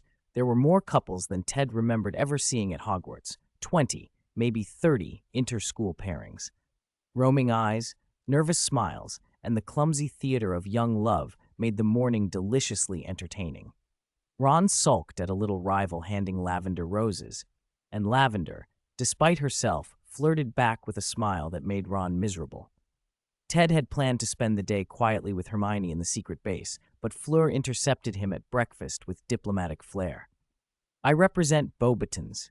We must discuss cooperation for the upcoming matches." It was an excuse to be close. Hermione slid into the bench beside him, draped an arm through his, and leaned her head on his shoulder, smiling up at Fleur. The two women's subtle rivalry and the warmth of Hermione's proximity made Ted dizzy in the best possible way. For once, a tournament discussion had a very pleasant side effect. In the afternoon, a quest notification chimed in Ted's head. Triwizard Tournament, Chapter 5, Within the Magic Chess, read. You had passed the 3rd stage. The 4th stage would be built inside Ideal Land, using the newest magic-guided systems. Objective, clear the 4th stage and win 1st place. Reward, 15,000 experience, and the cards Chess Piece Factory, red, and Magical Puppet, Battle Angel, blue. A series quest. Rewards would grow with each success. The very next day, Dumbledore and a representative from the International Confederation of Wizards came to see him. "Mr. Epiphany," Dumbledore said with that gentle, persuasive tone, "we would like to borrow your virtual world to stage the 4th Triwizard Challenge." Ted listened, thinking of Ideal Land's new structure, of the chessboard trials they could craft, and of the rewards waiting at the end. He pictured Hermione watching from the sidelines, the whisper of Fleur's silks, and the little merperson safely tucked away in the Ravenclaw lavatory. The tournament was about to get a lot more personal and a great deal more complicated. Speaking of which, the International Confederation of Wizards is no ordinary body. In the original story, it barely registered, because the focus stayed on Great Britain and the rest of the world was rarely mentioned. But if you look closely at what the Confederation has accomplished, you see it wields enormous power and influence. Reprimanding a country's minister for magic, if that happened in the Muggle world, it would look like an infringement on sovereignty. Who has ever seen the United Nations openly rebuke a nation's leader or influence an election? Grindelwald once tried to start an all-out war with Muggles to build a new world ruled by wizards. It was the International Confederation of Wizards that ultimately contained and dismantled that movement. Dumbledore defeated Grindelwald himself, but the conditions that made that victory possible, and the dismantling of his followers, were arranged by the Confederation. Dumbledore is even the Confederation's honorary principal, But for the last 20 years, he's had his hands full with the problem he personally introduced into the British wizarding world, Lord Voldemort. He wanted to deal with that threat in his lifetime and long ago stopped managing Confederation affairs. After the last Paris incident, Ted, already famed as an outstanding young wizard, came onto the Confederation's radar. His story looked legendary, an orphan who, in just a few years, rose to be Britain's top young wizard. That isn't just his own boast or ministry propaganda. It was the consensus of the British magical community. Even proud pureblood families who had long looked down on outsiders began to take Ted seriously 2 years ago, when he and his friends dealt with the basilisk in the Chamber of Secrets and won the gratitude of many wizarding parents. That's when Ted started to build friendships with families like the Longbottoms, the Blacks, and the Weasleys. By the time second-hand home's influence grew, no one in Britain could simply ignore him. Many families even warned their children against crossing Ted Epiphany. If they could befriend him, all the better. Now, with the Ideal Land Magic Network rolled out, a revolution was quietly underway. The personal networks Ted had cultivated started to interweave into a vast web. Merpeople and gnomes, pure-blood houses, and influential wizards like Mr. Giggs. Many pure-blood families began quietly doing business with Ted through contacts like Sirius. Rare magical materials that had been nearly impossible to purchase became available through those channels. As a result, Ted's position as Britain's leading young wizard became an accepted fact.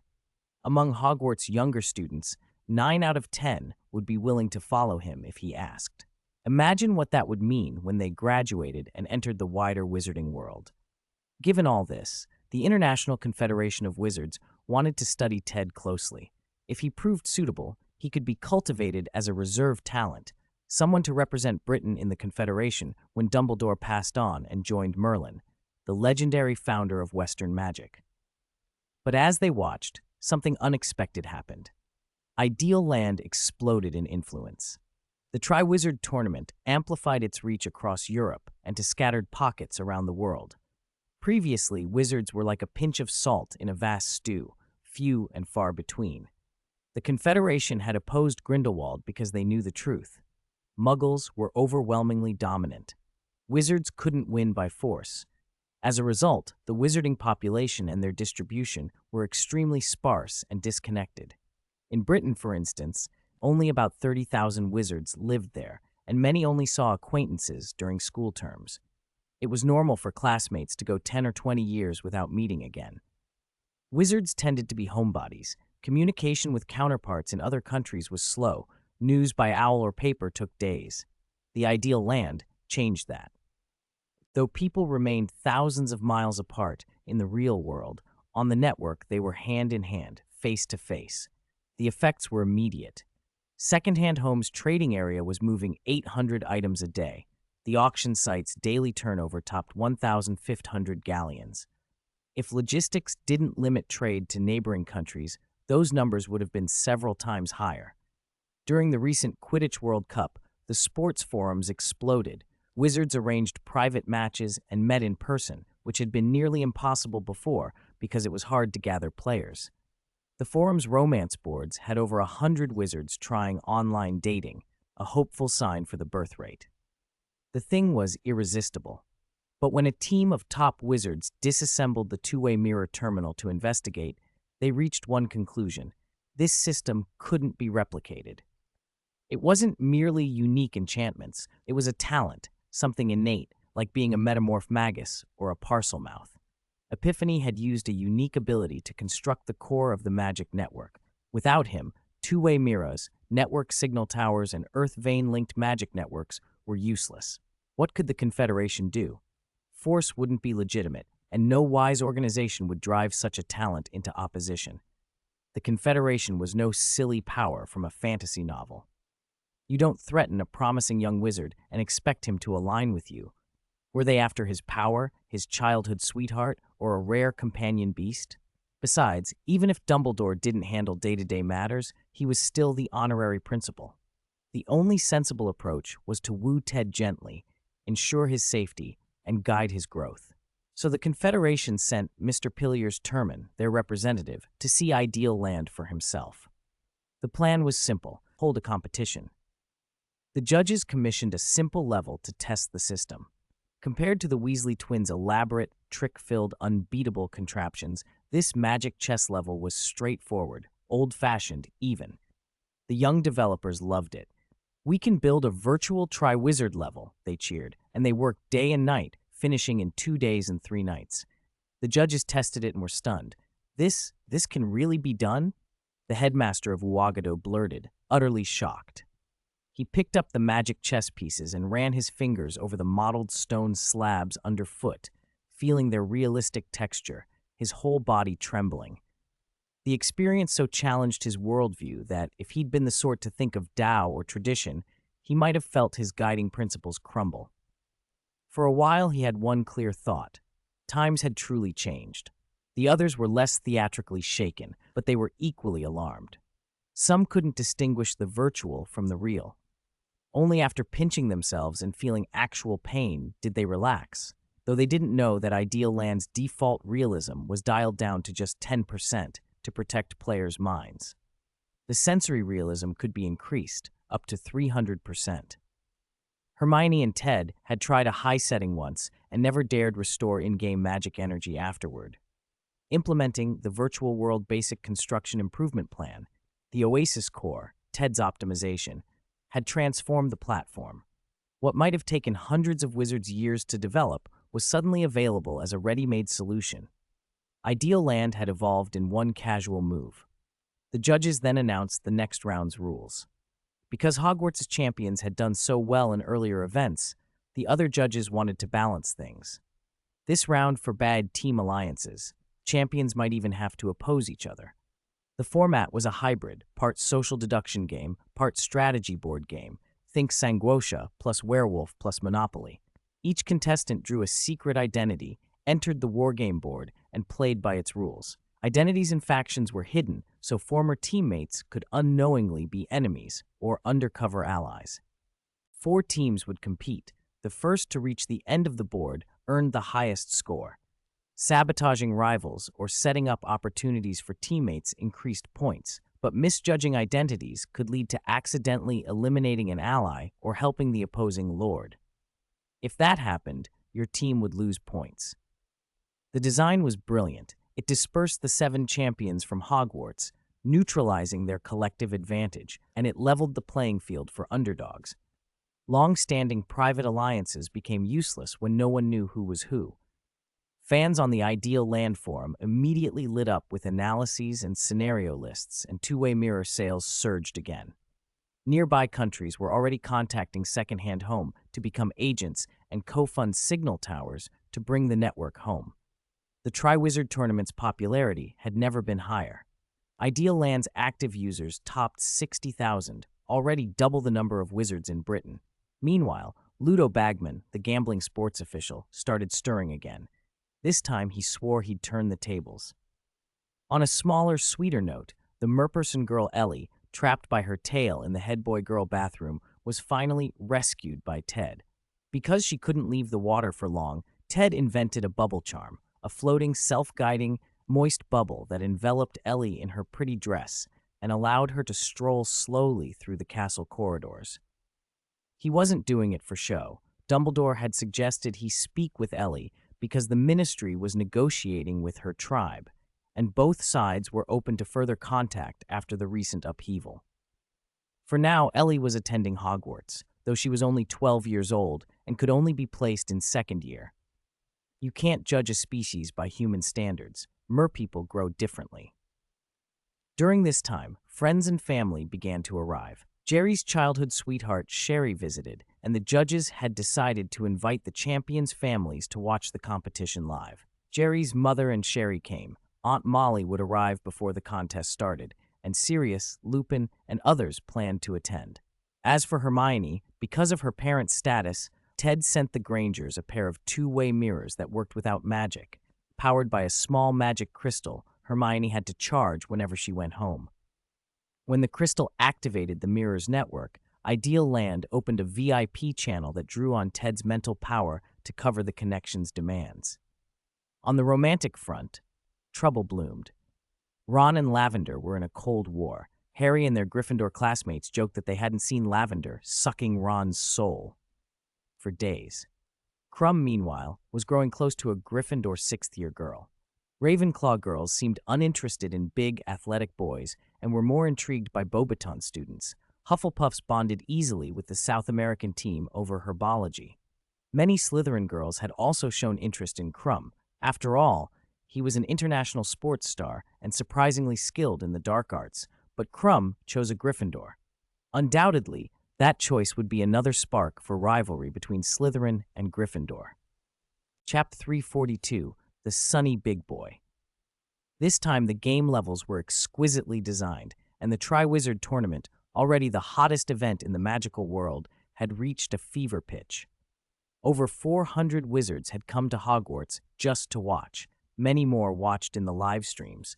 Because there had been no pre-registration, a lot of people had been turned away at the gate. The live stream rooms were packed, 56,432 viewers at one point, and the chat had to be throttled to avoid being completely unreadable.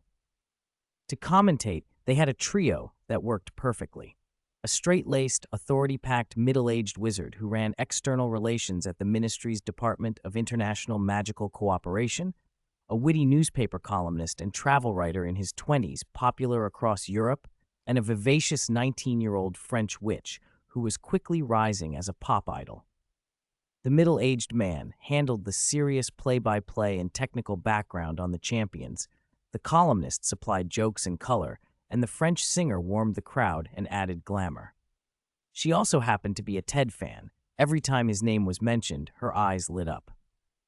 The two men had to curb her enthusiasm and praise the other champions occasionally. Even though the invitation had come from their big boss, you couldn't be too obvious.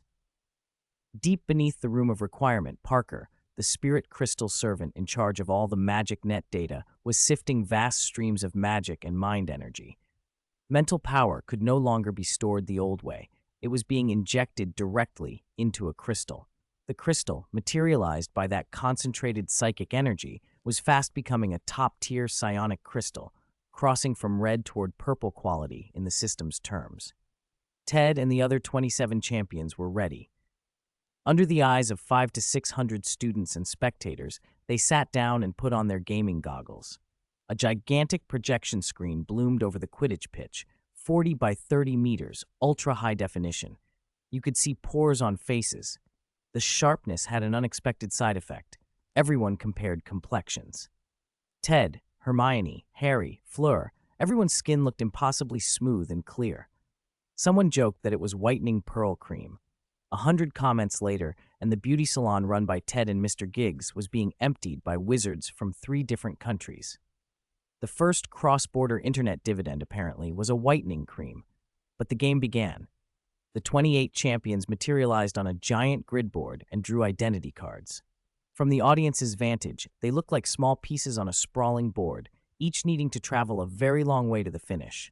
Every square had statues, buildings, markers, or magical traps. 3 identity cards appeared for each player. They had to pick one.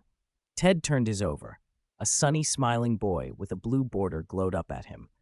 Blue team, sunny and cheerful big boy. You can move +1 space every 3 rounds as a unit. Ted nearly choked with indignation. That old joke boomeranged right back to him. The other identities were a riot. Hermione drew red team, thoughtful scholar, can re-roll a die once per round. Harry was green team, prince of a certain country. He accumulated 10 gold coins for each building passed. Neville's red team identity let him slash a unit within 5 spaces once per round, knocking them back 1 space. Jerry, green team, mysterious assassin, backstabs an opponent for -5 spaces whenever he overtakes them. And the crowd loved Crumb's card. Yellow team, the king in new clothes, Lord. His identity was literally transparent. His clothes became invisible for everyone to see, his title in bold letters above his head, and he was immune to most other special effects. The livestream exploded with laughter. Where are his clothes? Crumb himself was not pleased. If a champion's identity was revealed, their appearance changed to match, and their title floated above their head. Then the round began. 28 dice clattered. Ted rolled a 5 and leapt forward into a room with a treasure chest and a mimic. He lost the minigame and was licked by the mimic, which sent him back 3 spaces. 2 of the others in the room had won and stayed at 5. When Ted popped his head back out, he saw only one person ahead, Jerry, at 6 spaces. Everyone else was at the start. Jerry had rolled a 6 and backstabbed everyone he passed. Ted, unlucky with the mimic, was 2 spaces behind. Crumb? He'd rolled a 1. Neville, embarrassed by his roll but determined, raised his hand and slashed at Ted. Huh? You. Don't blame me, Ted, Neville said with a shrug. Whether we're on the same team or not, I'll slash first. He's picked up bad habits. The crowd loved it. No one knew teammates at first, so the champions brawled freely. The judges and livestream could see teams and fed off the chaos with wisecracks. Crumb, as the publicly proclaimed Yellow Lord, was the most interesting piece. Anyone attacking him was almost certainly not yellow, unless someone staged a reverse. Every trap square could ruin someone's run. Rock falls, losing coins, pausing a turn, stepping back 5 spaces, monster fights, puzzle treasure chests. Jerry led early but took a heavy rockfall and was sent back to start, chasing furiously behind. By mid-game, as many players reached about a third of the board, teams began to reveal themselves. Cooperation and probing increased. Temporary alliances made more sense than constant sabotage. Each team also had to find its lord. If a lord failed to reach the finish, the whole team's score tanked. Ted and Hermione, through a tacit understanding, worked out that Ted was likely alone on blue with only Ron nearby. Harry and Malfoy seemed paired, Hermione and Neville together. Jerry remained unpredictable because his backstab effect didn't show alignment. By the halfway mark, most people had found teammates. The yellow team gathered first because their leader had openly declared himself, but there were 8 of them, when each team should only have 7. That meant at least 1, maybe 2 imposters. Crumb frowned. This sort of social math was not his favorite game. He would have preferred a dragon. Ted, trying to break out for a solo run, was approached by Fleur, who had ridden the leading pack. "Ted, I'm the leader of the blue team," she whispered, tucking hair behind her ear with a sly smile. "I don't know what team you're on, but I'll tell you my identity. Even if you eliminate me, it doesn't matter." Was she telling the truth? It seemed she was. It was a dangerous admission. Revealing identity could cost big points if played poorly, but play it well and it could be powerful. Ted kept his face neutral and kept moving. Ignoring her seemed safest. If he reached the finish first, whatever damage she'd taken would be minimized. He didn't get that chance. A roll later, and he fell into a lava pit trap. Without a frost or escape item, he had to start over. The cost of being a lone runner was brutal. Your luck could be wiped out instantly. But then Fleur surprised him. She drew a few silver strands from her hair and sent them toward Ted. The trap's effect vanished. She herself shoved back 3 squares. Princess of Long Hair. Sacrifice long hair to move herself back 3 squares and remove a negative effect from 1 unit once every 5 rounds. She hadn't been lying. "Either I win the game or I win people," she murmured. Fleur wanted both the victory and to charm everyone.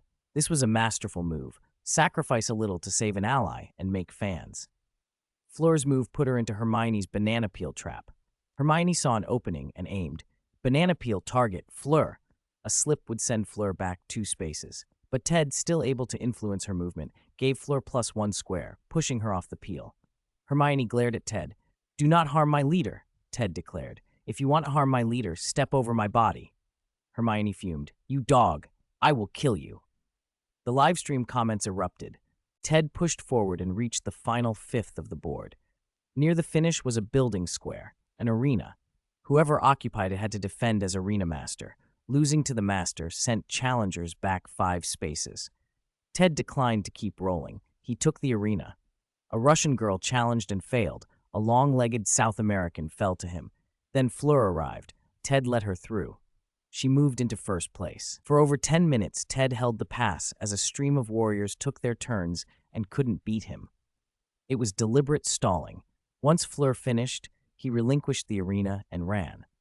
Harry then took the arena master role, but used it to let Malfoy and 3 other confirmed green teammates pass, while making things hard for those behind. He didn't hold it as ruthlessly as Ted had, but he kept enough challengers from catching up so that 3 green team members cleared in the top tier.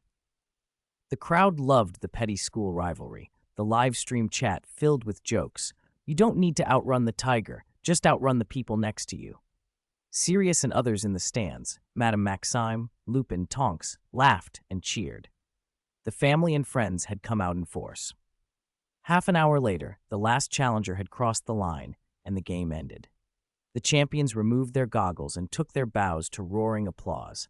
The judges began tallying, and the debate was fiery. Spittle and arguments flew. Madame Maxime had Karkaroff by the fur color at one point. It looked like they might come to blows. When the scores were announced, Ted came out on top. He'd ensured his leader crossed first and had held back a huge number of competitors. That combination won big. Fleur came in second. Beau's Battens lost one person to repeated bad luck.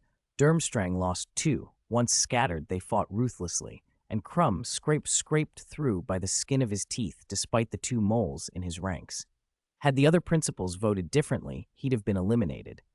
Hogwarts came through intact. Ron, who'd hovered mid-pack the whole time, finished low but still above Crumb in the final count. The Russian and Samba teams each lost members. Ouagadougou was down to a single surviving warrior. Remaining warrior count: Botens, 3 remaining. Durmstrang, 4 remaining. Hogwarts, all members intact. Russian team, 2 remaining. Ouagadougou, 1 remaining. Ilvermorny, 2 remaining. Samba team, 2 remaining. Nothing happens when I read novels, but as soon as I start typing, I cough nonstop, very badly. Am I allergic to typing? That. Ugh. I was reading a novel and realized it was past midnight again. After more than 10 minutes of a losing battle against sleep, I finally decided to give myself a short, early break. I'm taking tomorrow off. Reading novels is so comfortable. If only reading novels paid, how amazing would that be? 354. Space Capsule R&D Notes. The results of the third task were the talk of the wizarding world. Audiences buzzed about it, and wizards from other countries flooded forums with praise. Unexpectedly, Minister of Magic Cornelius Fudge, who had been the force behind staging the Tri-Wizard tournament, found his reputation repaired and his fame revived. It was a blessing in disguise. Fudge's original intent had been political theater. He wanted a spectacle so chaotic that everyone would be humiliated, and he could point out that they were just as ineffectual as he was. He meant to drag everyone into a field he thought he mastered, then crush them with his experience. Instead, by changing course and meddling in ways no one predicted, his luck turned. For months, he scarcely showed at the competition. It wasn't pure idleness so much as calculated disruption. Fudge had been minister for several years, with 2 years left on his term, and he still wielded considerable influence across the ministry. In the past, he'd had to watch his step, considering Dumbledore's views, the reactions of pure-blood nobility, proving results, and policing the powerful department heads beneath him. That pressure ate at him. So he opted for a new tactic: stir trouble. He pushed a Tri-Wizard that dragged on for more than half a year, piling up demands from the 6 schools until Dumbledore's patience showed in his silver hair.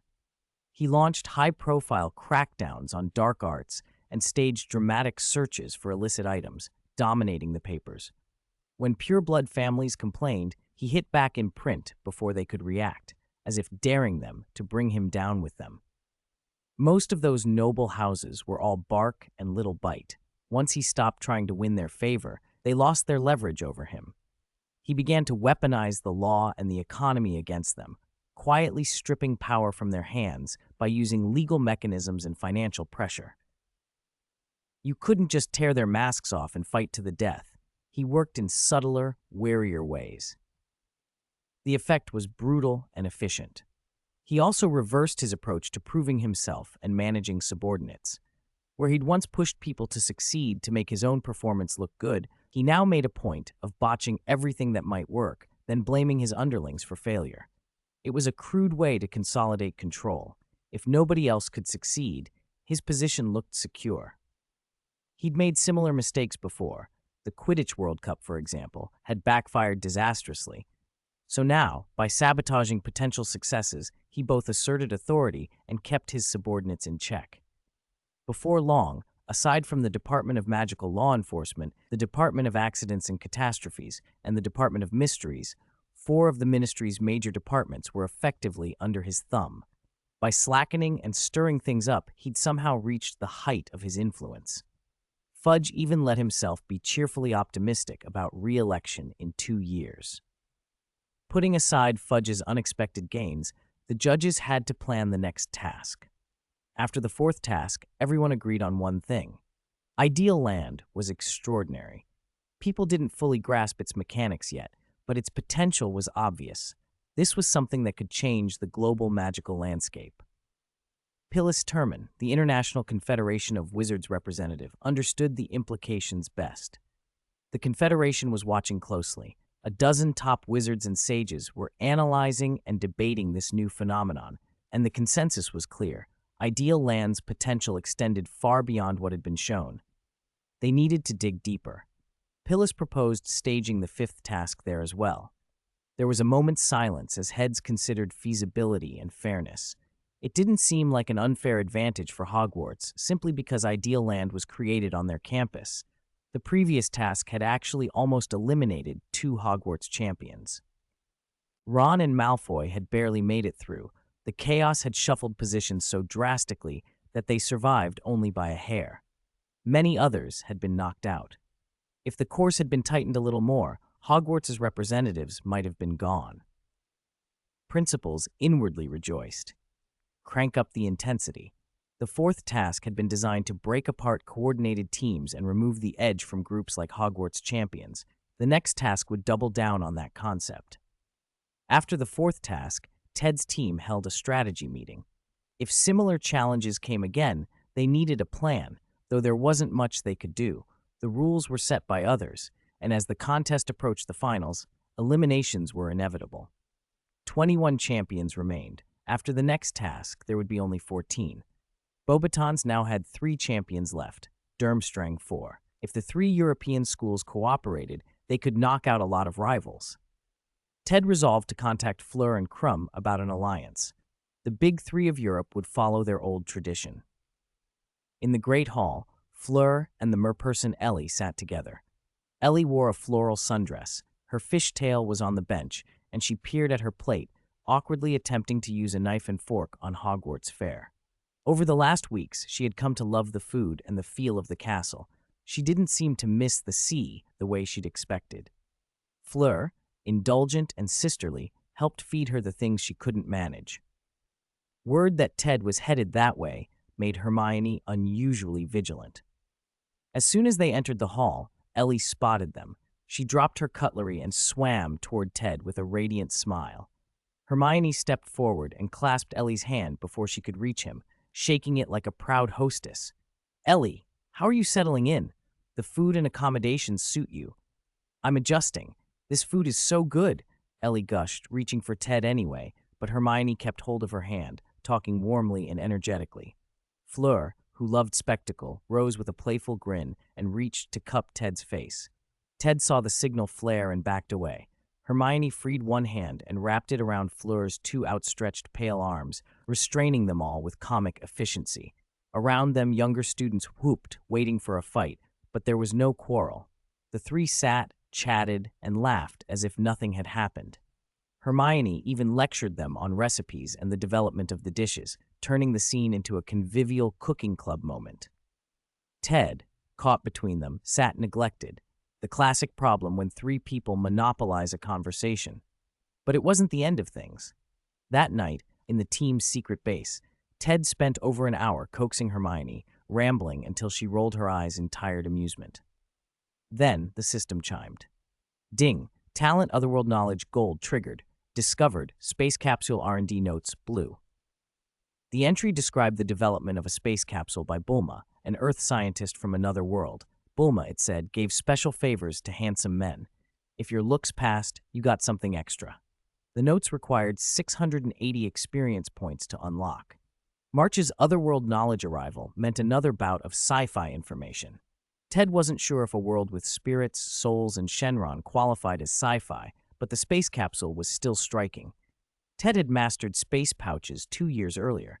Pouches were handy, reach in and grab an item, but limited in size even when highly compressed.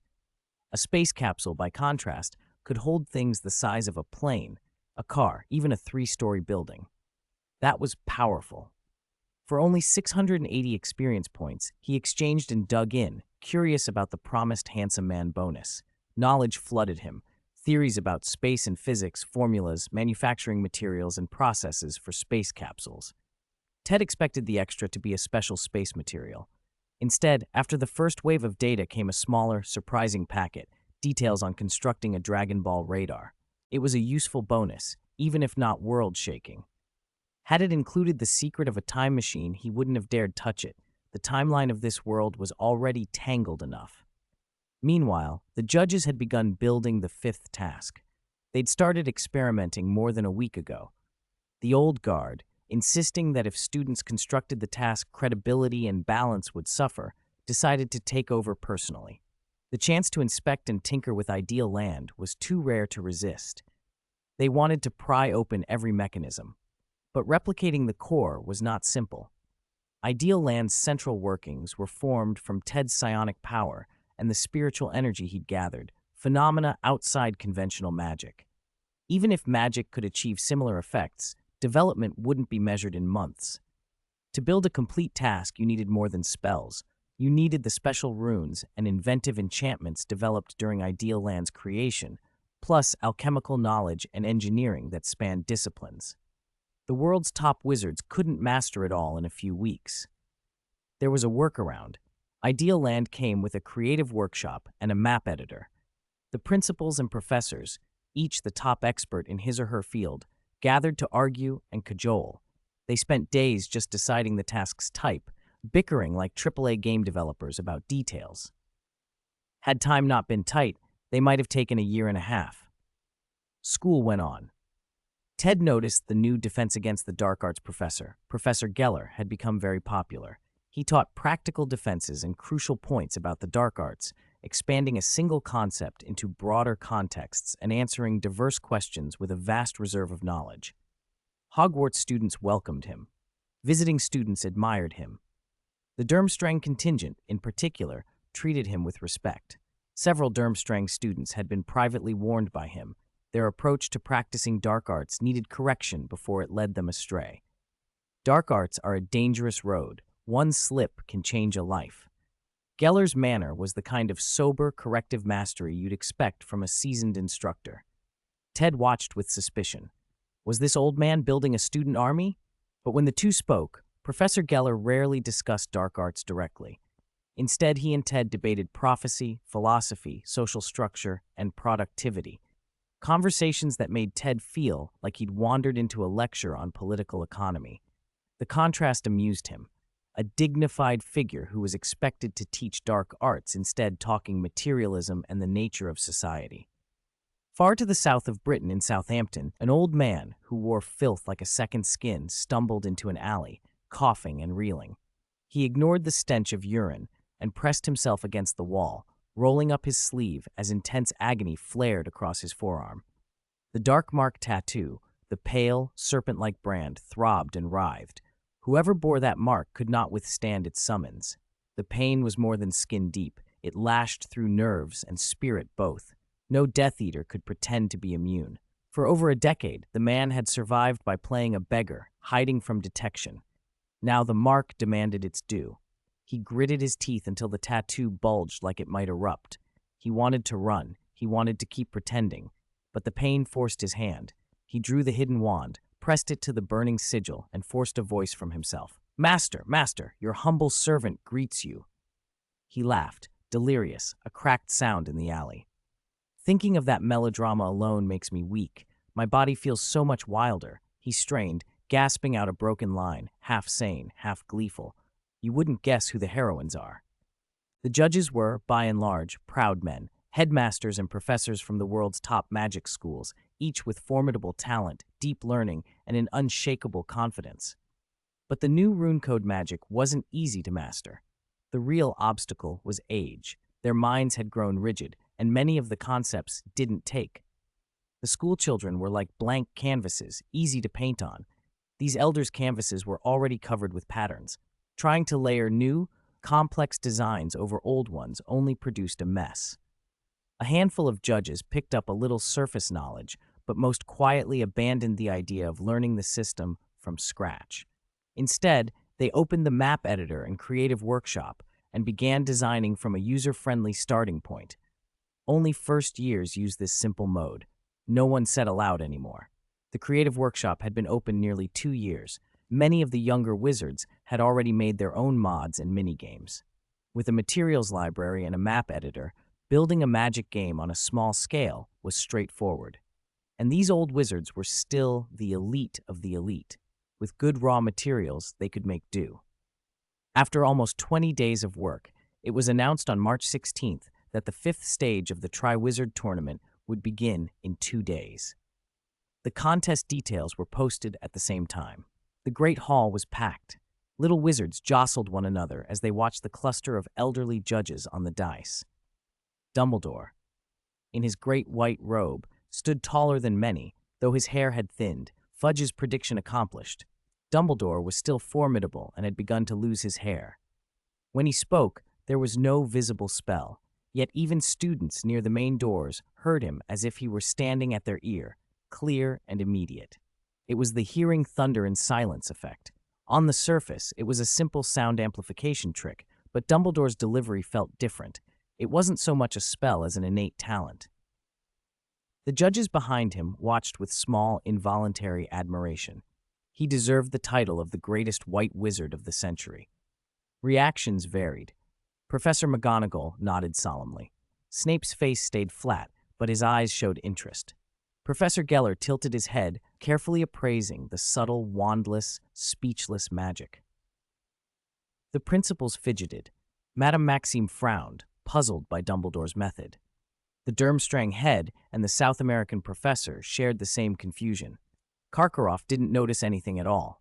The head of Ouagadougou, the one nicknamed the Black Monkey, sensed that this was nothing like any current magical system. It felt like the innate powers of the great beasts that roamed the plains. A tall American professor with a hooked nose smiled, as if he had found something intriguing. Dumbledore paid no mind to their reflections. He began the announcement. The 5th stage will again take place in the Ideal Land magic game. This time it is a new level built cooperatively by many of our principals and judges, he said. The 21 remaining champions will compete under specified rules. This stage's rules were unusual. It was a game built around cooperation and betrayal. The 21 champions would spawn on a magic map with a portion of starting resources and then set off to explore, recruit troops, and build armies. The win condition was to defeat the fearsome Great Demon King located at the center of the map. The Demon King had many lieutenants and would require enormous forces to overcome. Dumbledore was explicit. A single champion, no matter how powerful in the real world, could not force their way into the Demon King's castle and defeat him. The level imposed power restrictions, just like the previous stage. Brute force was not the answer. And, Dumbledore added, defeating other champions lets you inherit their treasures, resources, armies, and bases. It was a contest of kingship and domination. Would the majority unite into a vast allied force to take down the Demon King, or would someone absorb rival armies and then challenge the Demon King alone? The calculus was treacherous. 7 champions would inevitably end up eliminated. If too many were wiped out, perhaps no one could defeat the Demon King at all. Controlling alliances and eliminations would be crucial. The level subtly targeted Hogwarts. The 7 Hogwarts champions were still in play. If they joined forces and beat the Demon King, the other teams would be in dire straits. Scores would be performance-based, and a poor showing could mean elimination. Luck mattered. Most teams had little hope of winning outright. Their best strategy was to perform as well as possible and delay elimination. The old alliance was broken by these rules. Beauxbatons and Durmstrang, Ted's former allies, would now have incentives to stop Hogwarts from allying, perhaps even to strike them first. Ladies and gentlemen, welcome to the live broadcast of the 5th match of the Triwizard Tournament. I'm your commentator, James Bright, said one voice. I'm Ronnie Castle, another chimed in. And I'm Nico Finney, the third added. First, a word of thanks to our chief sponsor, Potter Shampoo. Potter Shampoo makes washing easier and banishes grease. Snape turned his head, wry, toward the commentators on the screen. The three of them grinned and jabbered as if they had borrowed each other's mouths. Ronnie, Nico, after a month away, we're back on the commentary team, James said. This is already the 5th stage. How time flies. Yes, and now some data for everyone. There are 21 champions remaining, 3 from Beauxbaton, 4 from Durmstrang, and 7 from Hogwarts. As expected, Hogwarts still has all its members. They bantered and dissected possibilities. 20 minutes later, the champions appeared, each in their school colors. Reds, blues, greens, yellows, standing apart. Because this stage took place inside the game, there was no outdoor stadium. Everyone watched live within Ideal Land. The champions fitted their gear and confirmed their settings. From the judges' stand and on the live feed, a vast magical sandbox unfolded. The 21 champions were dumped into the map's corners at random. This level had been crafted by a multitude of master magicians, so its content was rich and wandering, too many ideas to leave anything out. The commentators had to explain the mechanics: exploration, monster battles, treasure collection, visiting special structures, spending resources to recruit soldiers, establishing strongholds. In many ways, it was a mashup of Warcraft and Heroes of Might and Magic. But the central quest remained: defeat the Great Demon King. James Bright lowered his voice conspiratorially. A little secret for you all. The final mission is to topple the Great Demon King. But the judges didn't tell the champions one thing. He's not going to sit idly in his castle waiting to be slain. He will send his armies out to harass, attack, and even pursue and annihilate champions. In other words, champions' safety is never guaranteed. If you loiter early on and get picked off by the Demon King's forces, well, Ted's view dropped from the sky like a meteor and slammed into the ground. From above, he'd glimpsed half the map's layout in an instant. When he landed, he found himself at the edge where wasteland met forest. Following the professor's pre-competition briefing, he called out, "System." A translucent data panel appeared before his eyes. Ted Epiphany, level 1 champion, magic power 10, gold 1000, wood 100, stone 100, sulfur 100, crystal 100, mercury 100, gems 100, no equipment, magic arrow, level 1.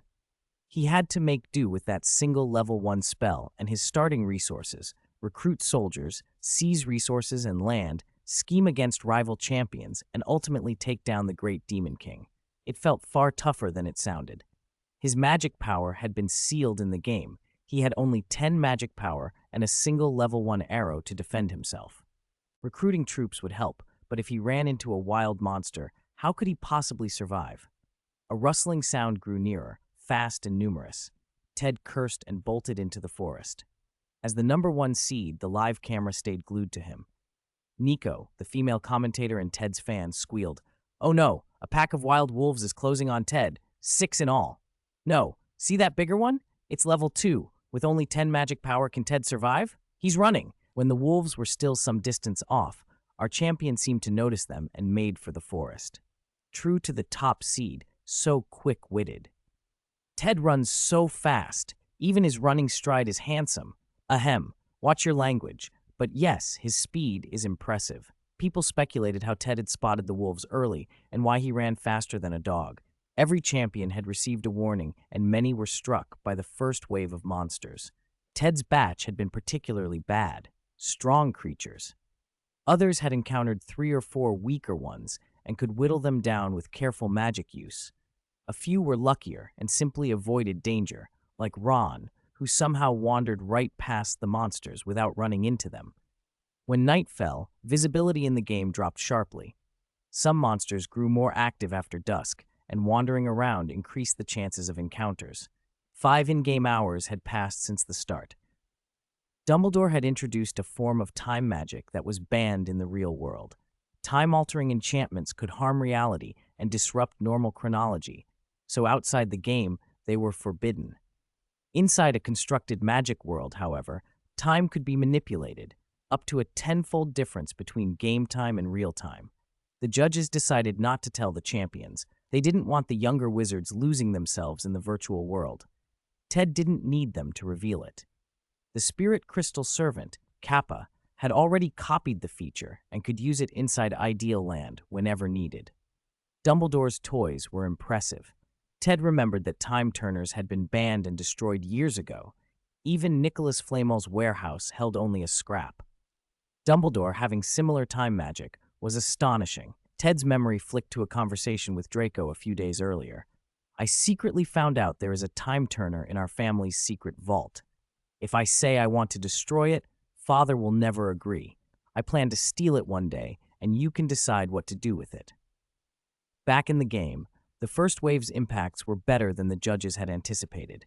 At least 6 champions were injured in early attacks. Some lost provisions.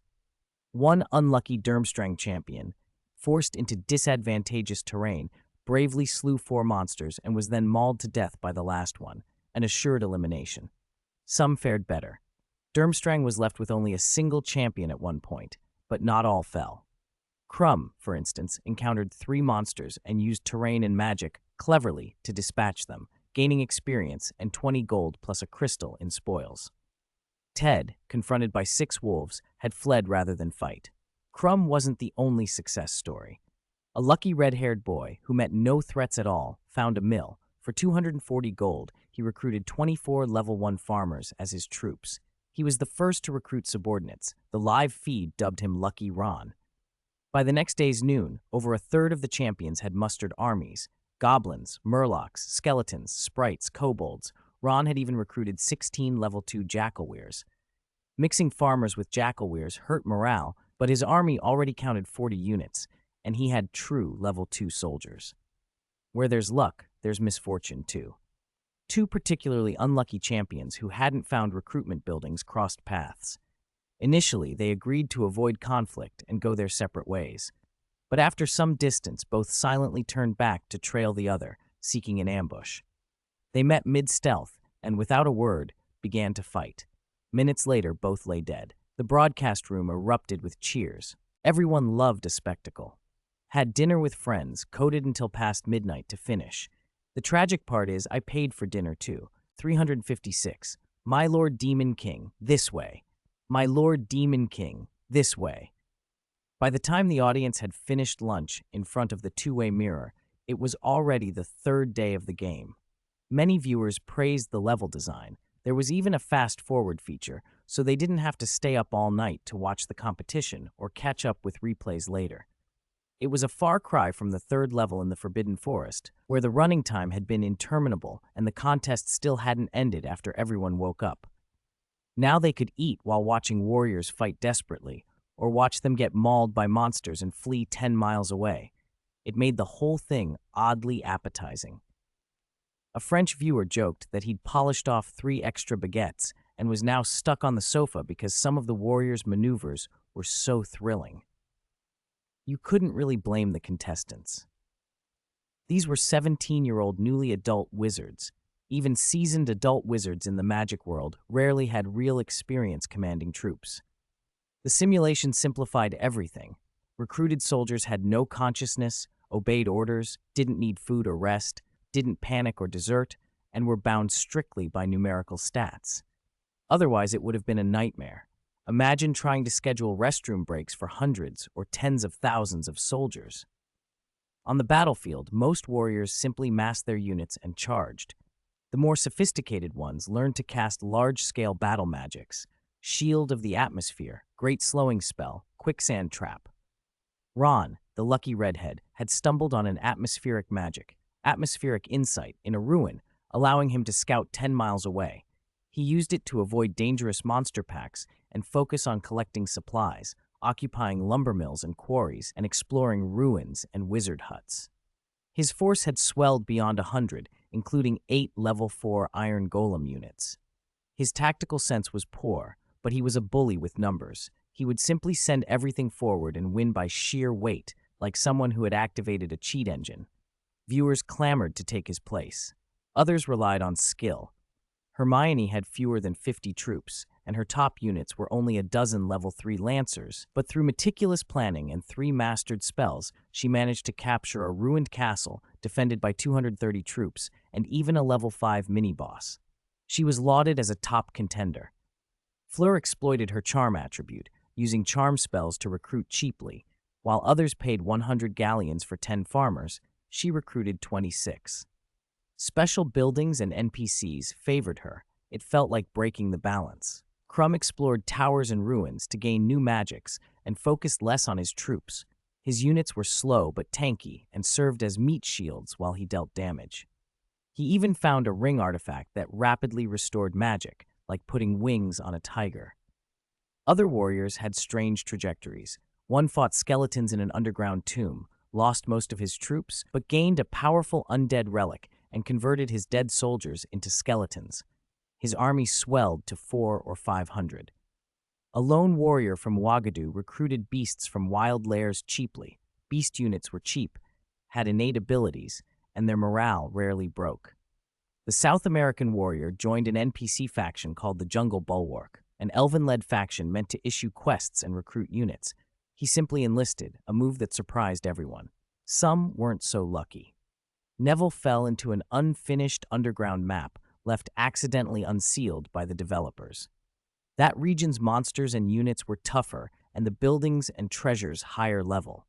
Neville was captured by an NPC faction, but eventually completed quests, joined an underground dwarf tribe, and lurched through the dim map for days.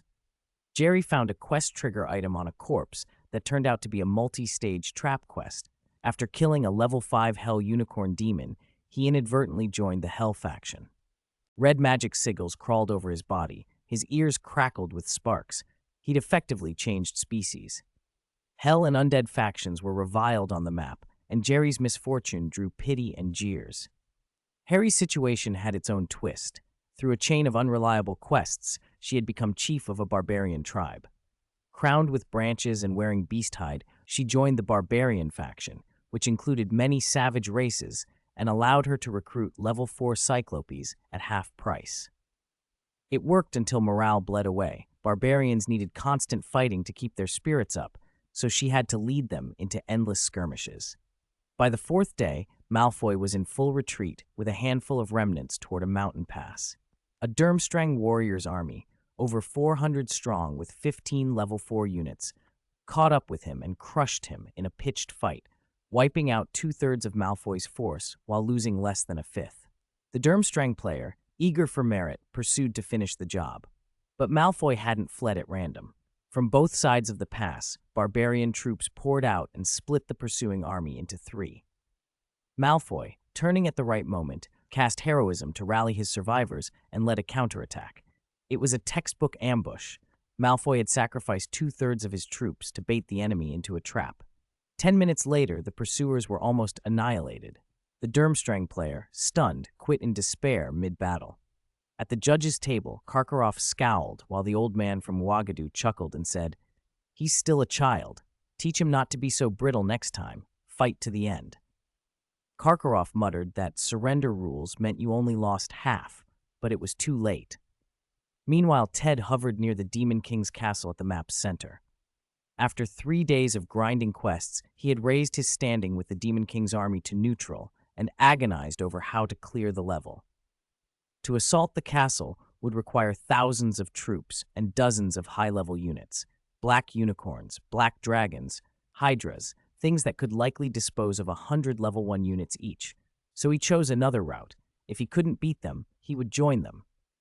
Ted turned in quests, improved relations, and formally aligned with the Demon King. "My Lord Demon King, this way!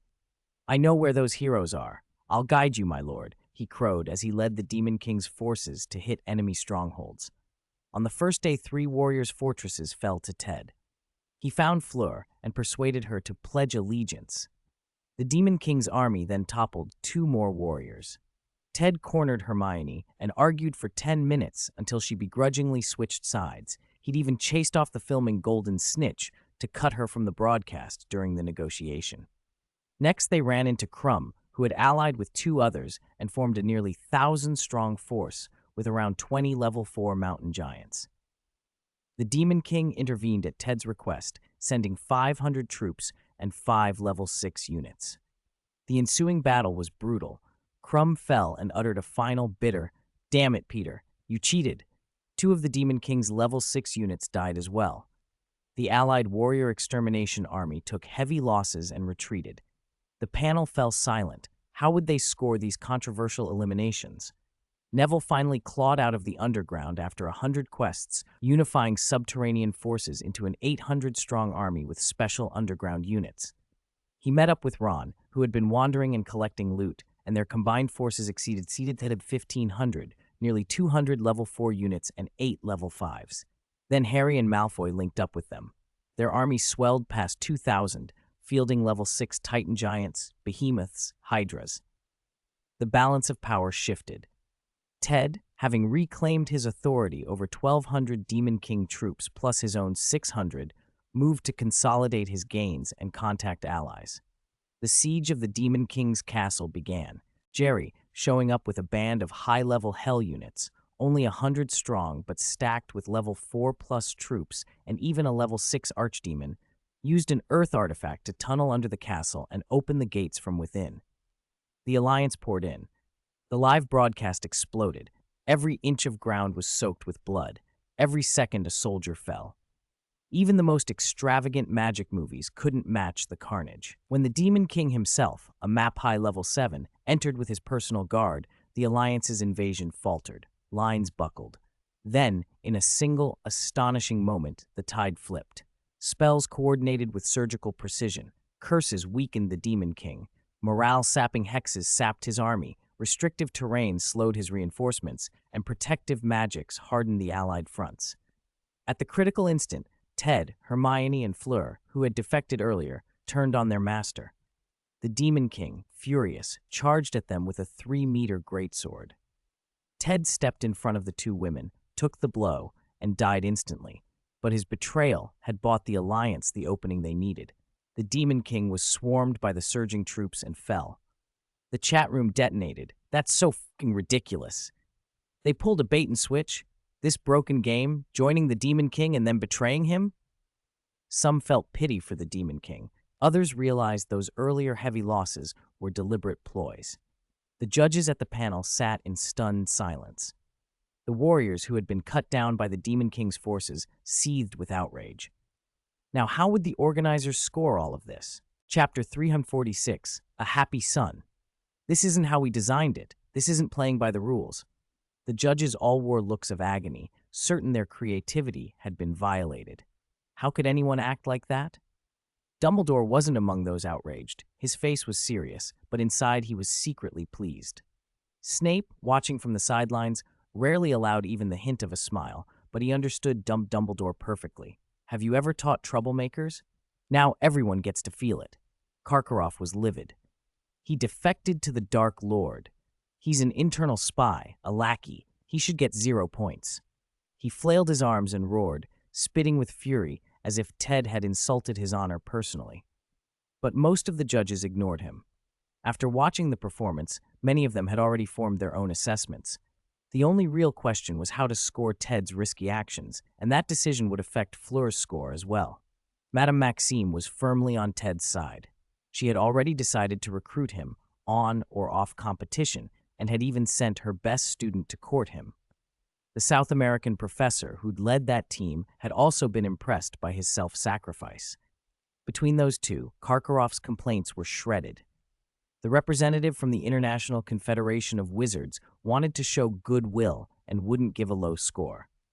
The newly appointed director of the Department of International Magical Cooperation had no personal ties to Ted, but had a favorable impression of him. The director of the Department of Magical Games and Sports, an inveterate gambler, was quietly hoping Ted would bring him luck and would have loved to hand out a perfect score. Dumbledore, mindful of his reputation, wouldn't give the top mark, but he certainly wouldn't give a low one. That was already several judges leaning Ted's way. The Russian judges, whose team had performed terribly this round, were effectively out of the running. After this event, their influence on the scoring was negligible. Wagado had only the Dolphin Girl left and wasn't seriously contending for the championship anymore, so they were trying to be fair and leave a good impression. Ilvermorny's remaining judge kept an inscrutable face. After some friendly debate, the scores were tallied. Ted received 7.7 points, narrowly taking first place. He had expected that by apparently sacrificing himself to block an attack, he'd blown his chances, yet the very action that scandalized Karkaroff had netted huge favor from the South American professor and Madame Maxime. Both had awarded him 9.9.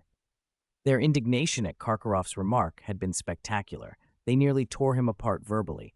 Someone as rude and perverse as you, who can't respect women, will never understand. You'll be single forever. Karkaroff clutched his chest as if struck by a powerful curse and nearly collapsed. Too brutal. That's killing, striking at the heart. Second place went to Neville, then Ron, Fleur, Hermione. After 7 champions were eliminated, the standings looked like this. Beauxbaton, 2 champions remaining. Durmstrang, 2 champions remaining. Hogwarts, all champions still in. Russia, 0 remaining. Ouagadougou, 1 remaining. Ilvermorny, 1 remaining. The South American team, 1 remaining. The Russian team had been wiped out. It wasn't entirely surprising. Years of political upheaval had devastated their school.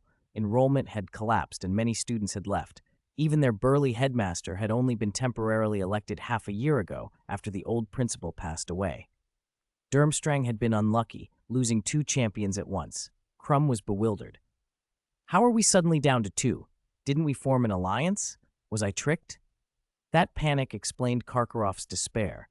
Their hopes at the championship had plummeted. Now Durmstrang and Beauxbatons were neck and neck, each with 2 champions. Crumb and a male student on one side, Fleur and a female student on the other. Every other school had only 1 left. Hogwarts, astonishingly, still had all its champions in the game. The gap was huge. Hogwarts champions were 2 years younger than most others, but in every metric, strength, adaptability, reaction, creativity, they were superior. That came from the grueling experiences of the past 4 years, the unique training under Ted, the adventures scrawled in Gryffindor's book, and their excursions into the ideal land.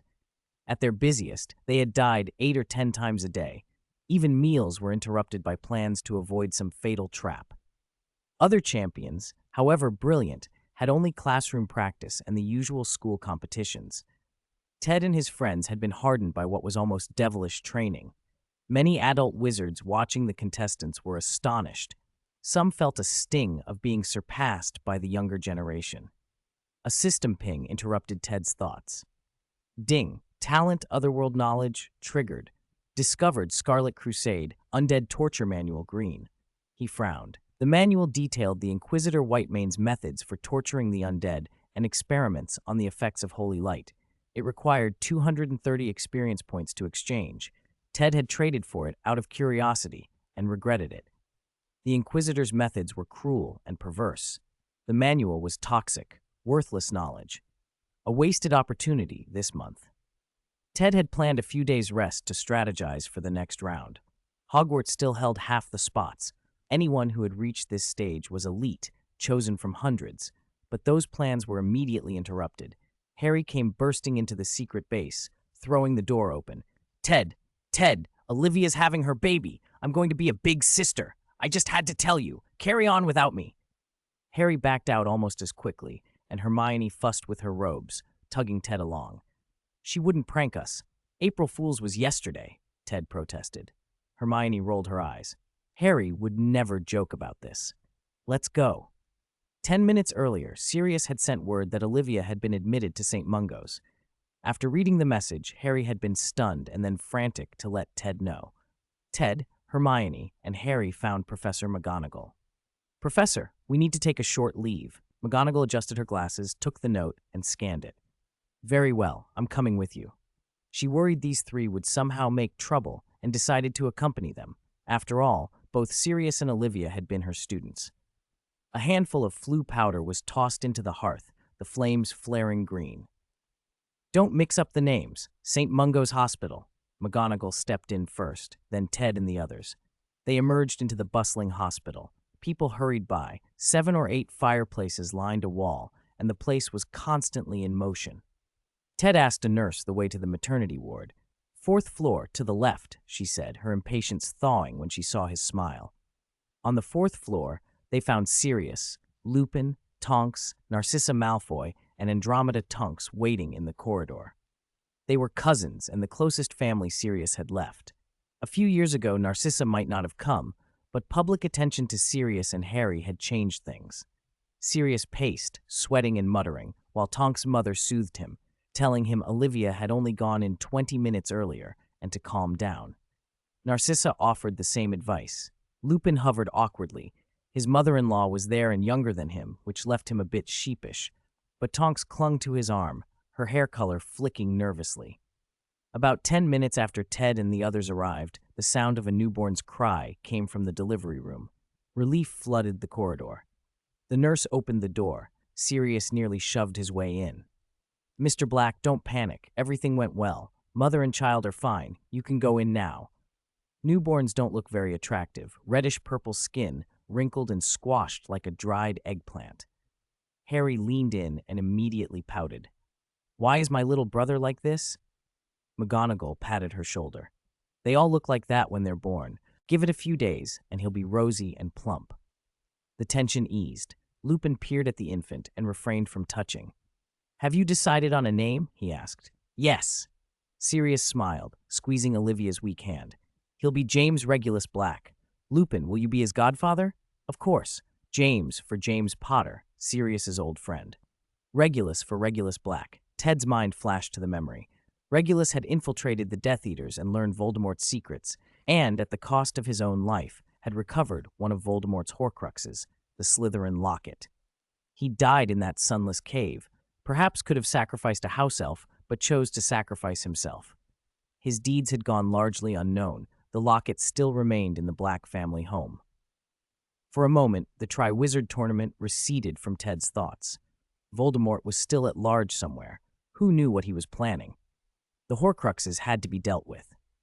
The diary had been destroyed.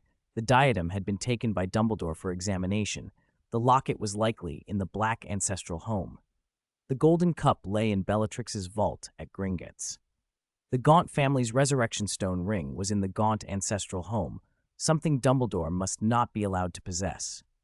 Dumbledore, Ted knew, harbored a secret yearning to raise his sister back. In his youth, he and Grindelwald had sought the Deathly Hallows.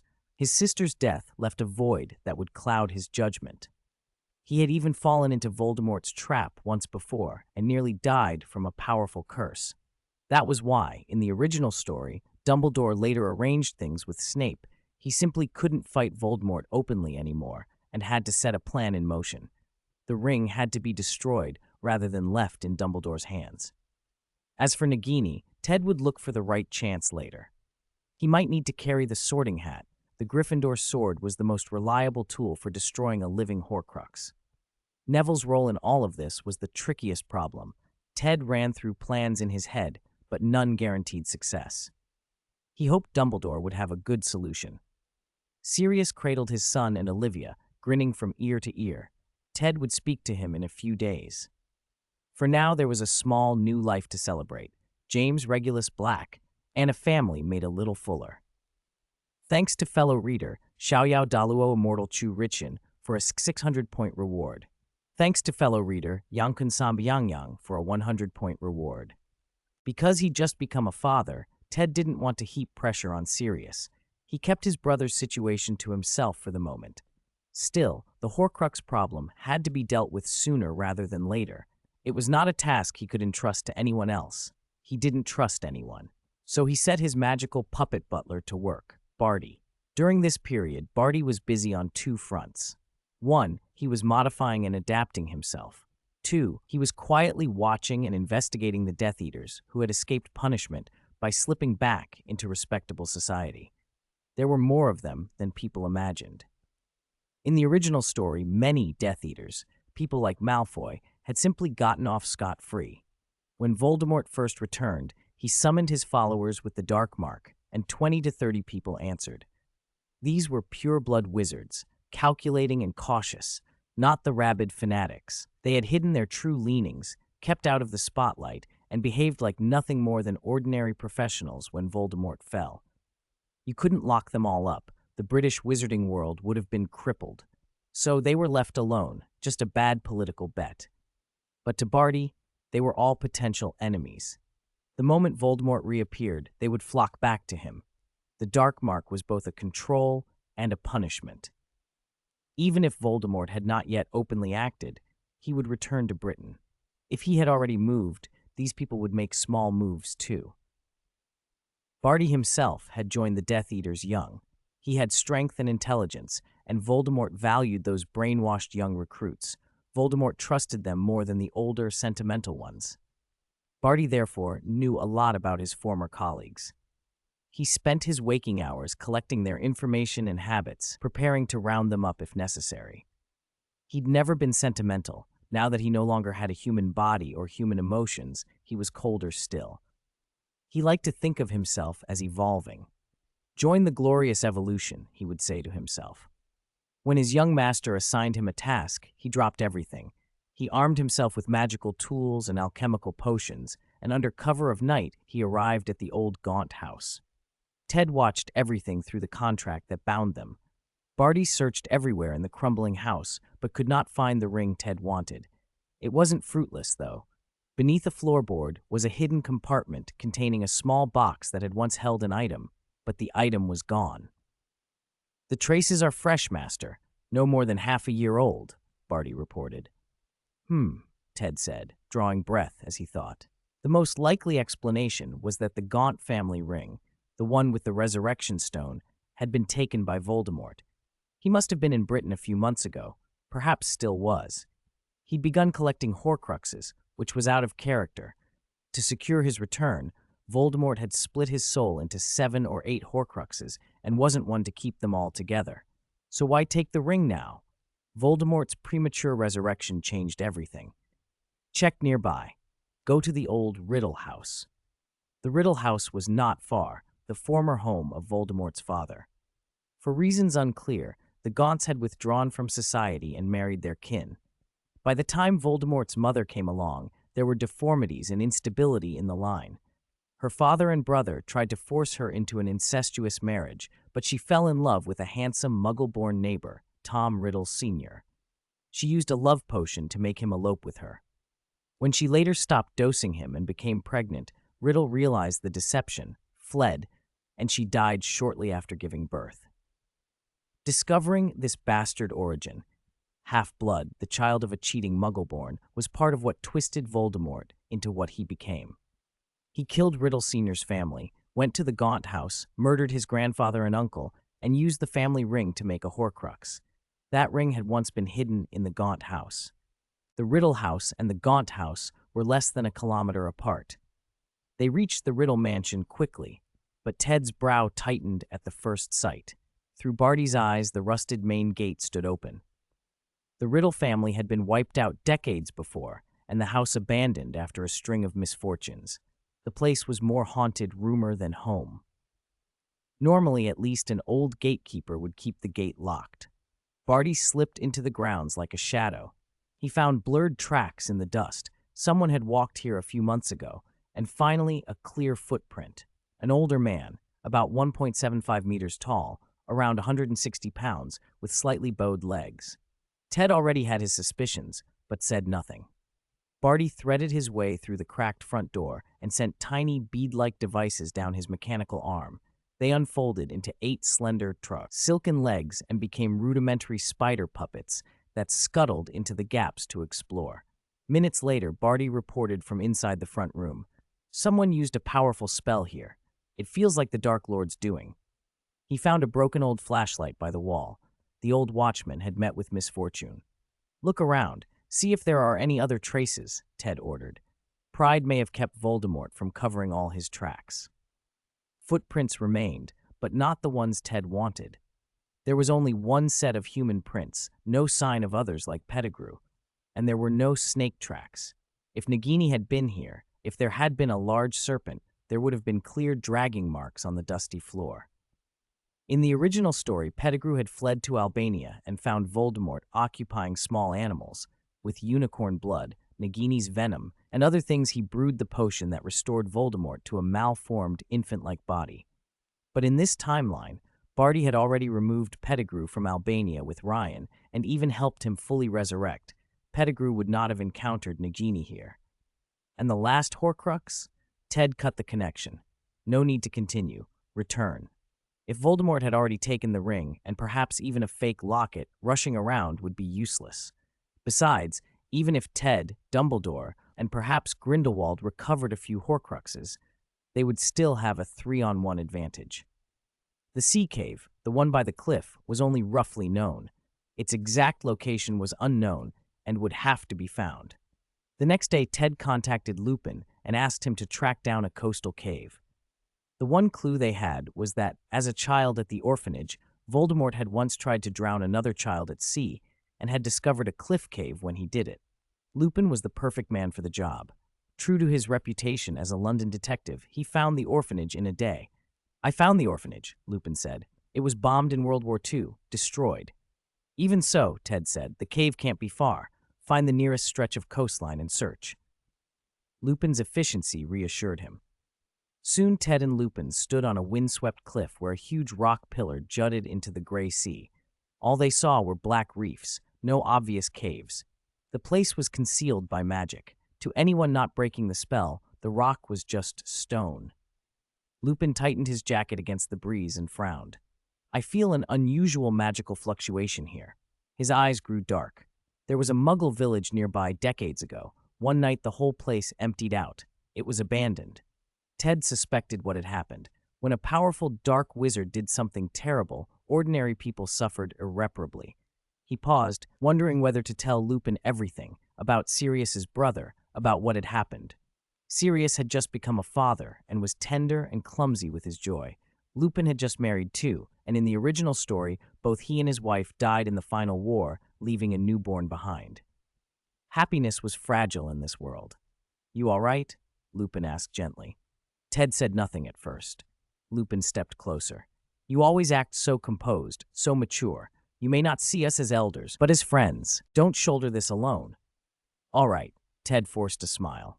"I hope you don't regret it after you hear this." He told the story, about the Dark Lord, the Horcruxes, the ring, for 10 minutes.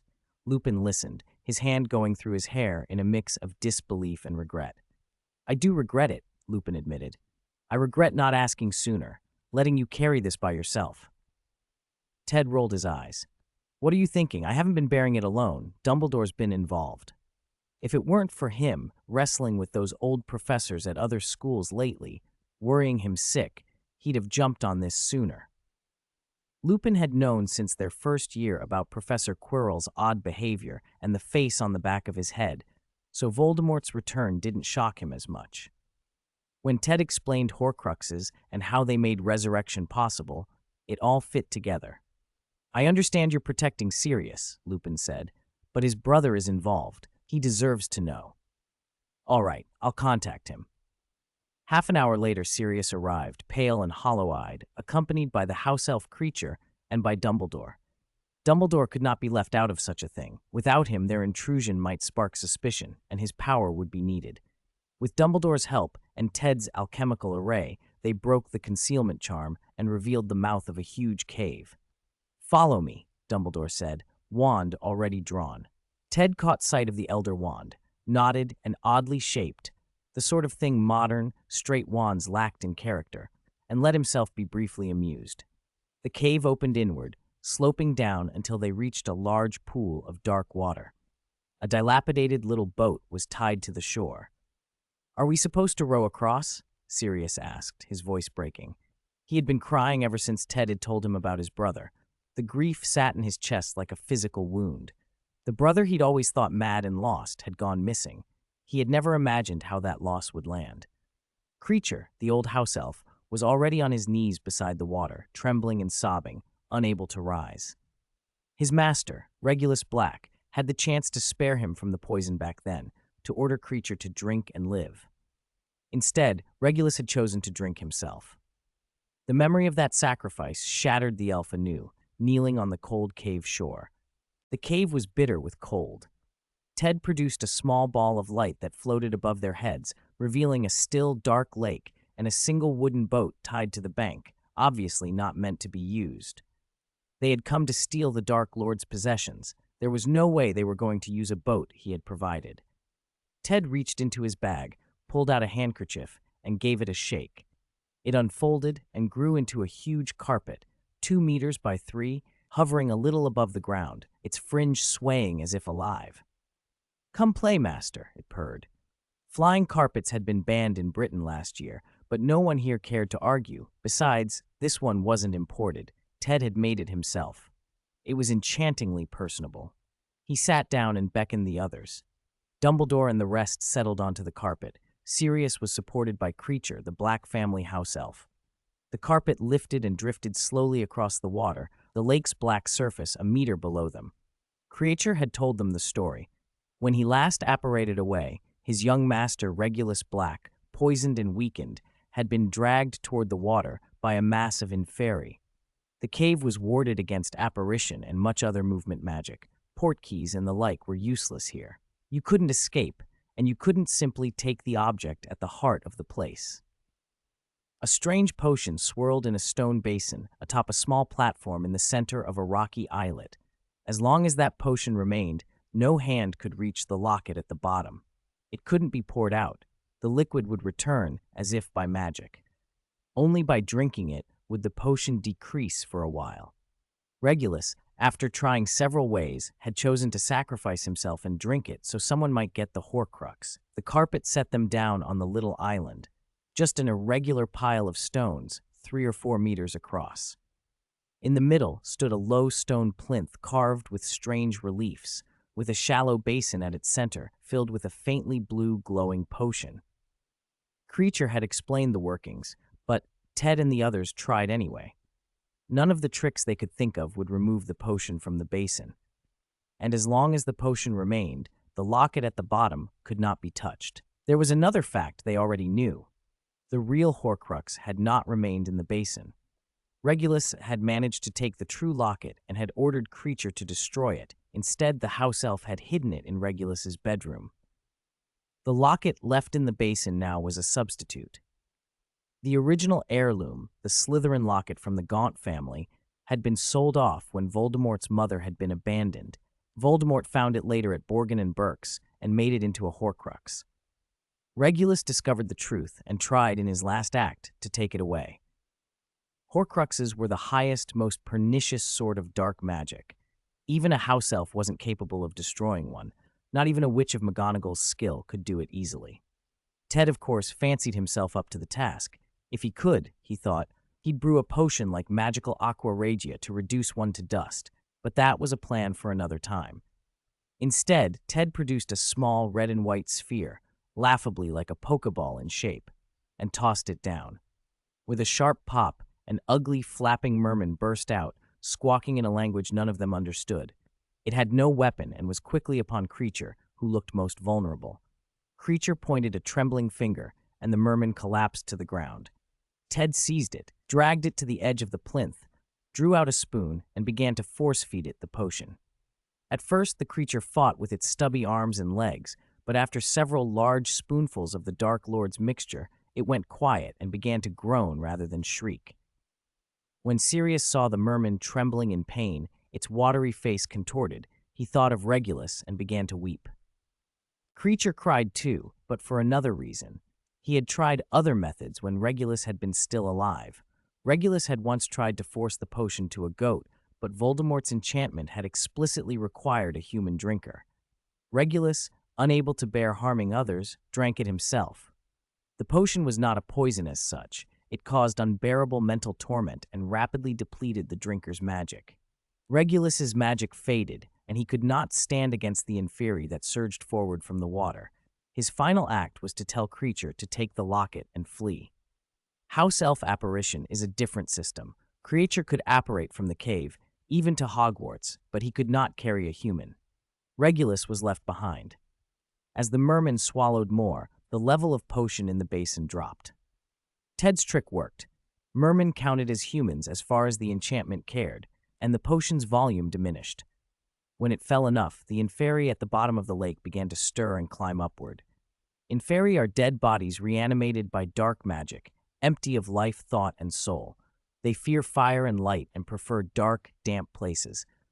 Voldemort had massacred nearby villages to have bodies aplenty to animate. These inferi were an enhanced breed, stronger, able to stand in a sort of sleep state for long periods, and horribly, contagiously dangerous. Those killed by them could themselves become inferi. They climbed out of the water slowly, not graceful swimmers, piling one atop another as they came. There was no easy way to destroy Inferi besides burning them. Cutting or blasting was inefficient. Diffindo left them barely scraped, and even severed limbs could twitch on. Exploding them consumed too much power. Fire was efficient, and Inferi hated light. Dumbledore did not even take his wand. With a simple gesture, he conjured a ring of fire around the stone island, leaving only one larger gap so the Inferi could be allowed through in small numbers. Ted then released Softy. Creature and Sirius watched carefully. Whenever the Inferi were not Regulus, they let Softy tear them apart and digest them. Even their dark enchantments were no trouble for it. They picked them off methodically, burning and destroying, until after about 20 minutes, they found one Inferi dressed differently from the others. It was Regulus, his clothing, his stature, recognized by Creature and Sirius. The body was retrieved. When they returned to Hogwarts, it was a day later. Hermione asked where Ted had been for the past 2 days. He said only that he had been working with Dumbledore. Hermione didn't press further. She had been occupied with Fleur and Ellie and hadn't seen anything unusual. The 6th task loomed, so Ted and his friends ate, rested, and tried to steel themselves. They had come this far. Whatever lay ahead would be hard, and the chance of elimination now was high. Ted warned them gently to prepare emotionally, but he had underestimated how much they'd grown. They had all been through too much already to panic easily. Ron kept it simple. I never thought I'd make it to the 6th task. Mum's been so proud, it's embarrassing. If I get knocked out next, I'll accept it. Jerry nodded too. His mother and Sherry had watched his performance through Ideal Land. His village had praised him for bringing honor to the demi-humans.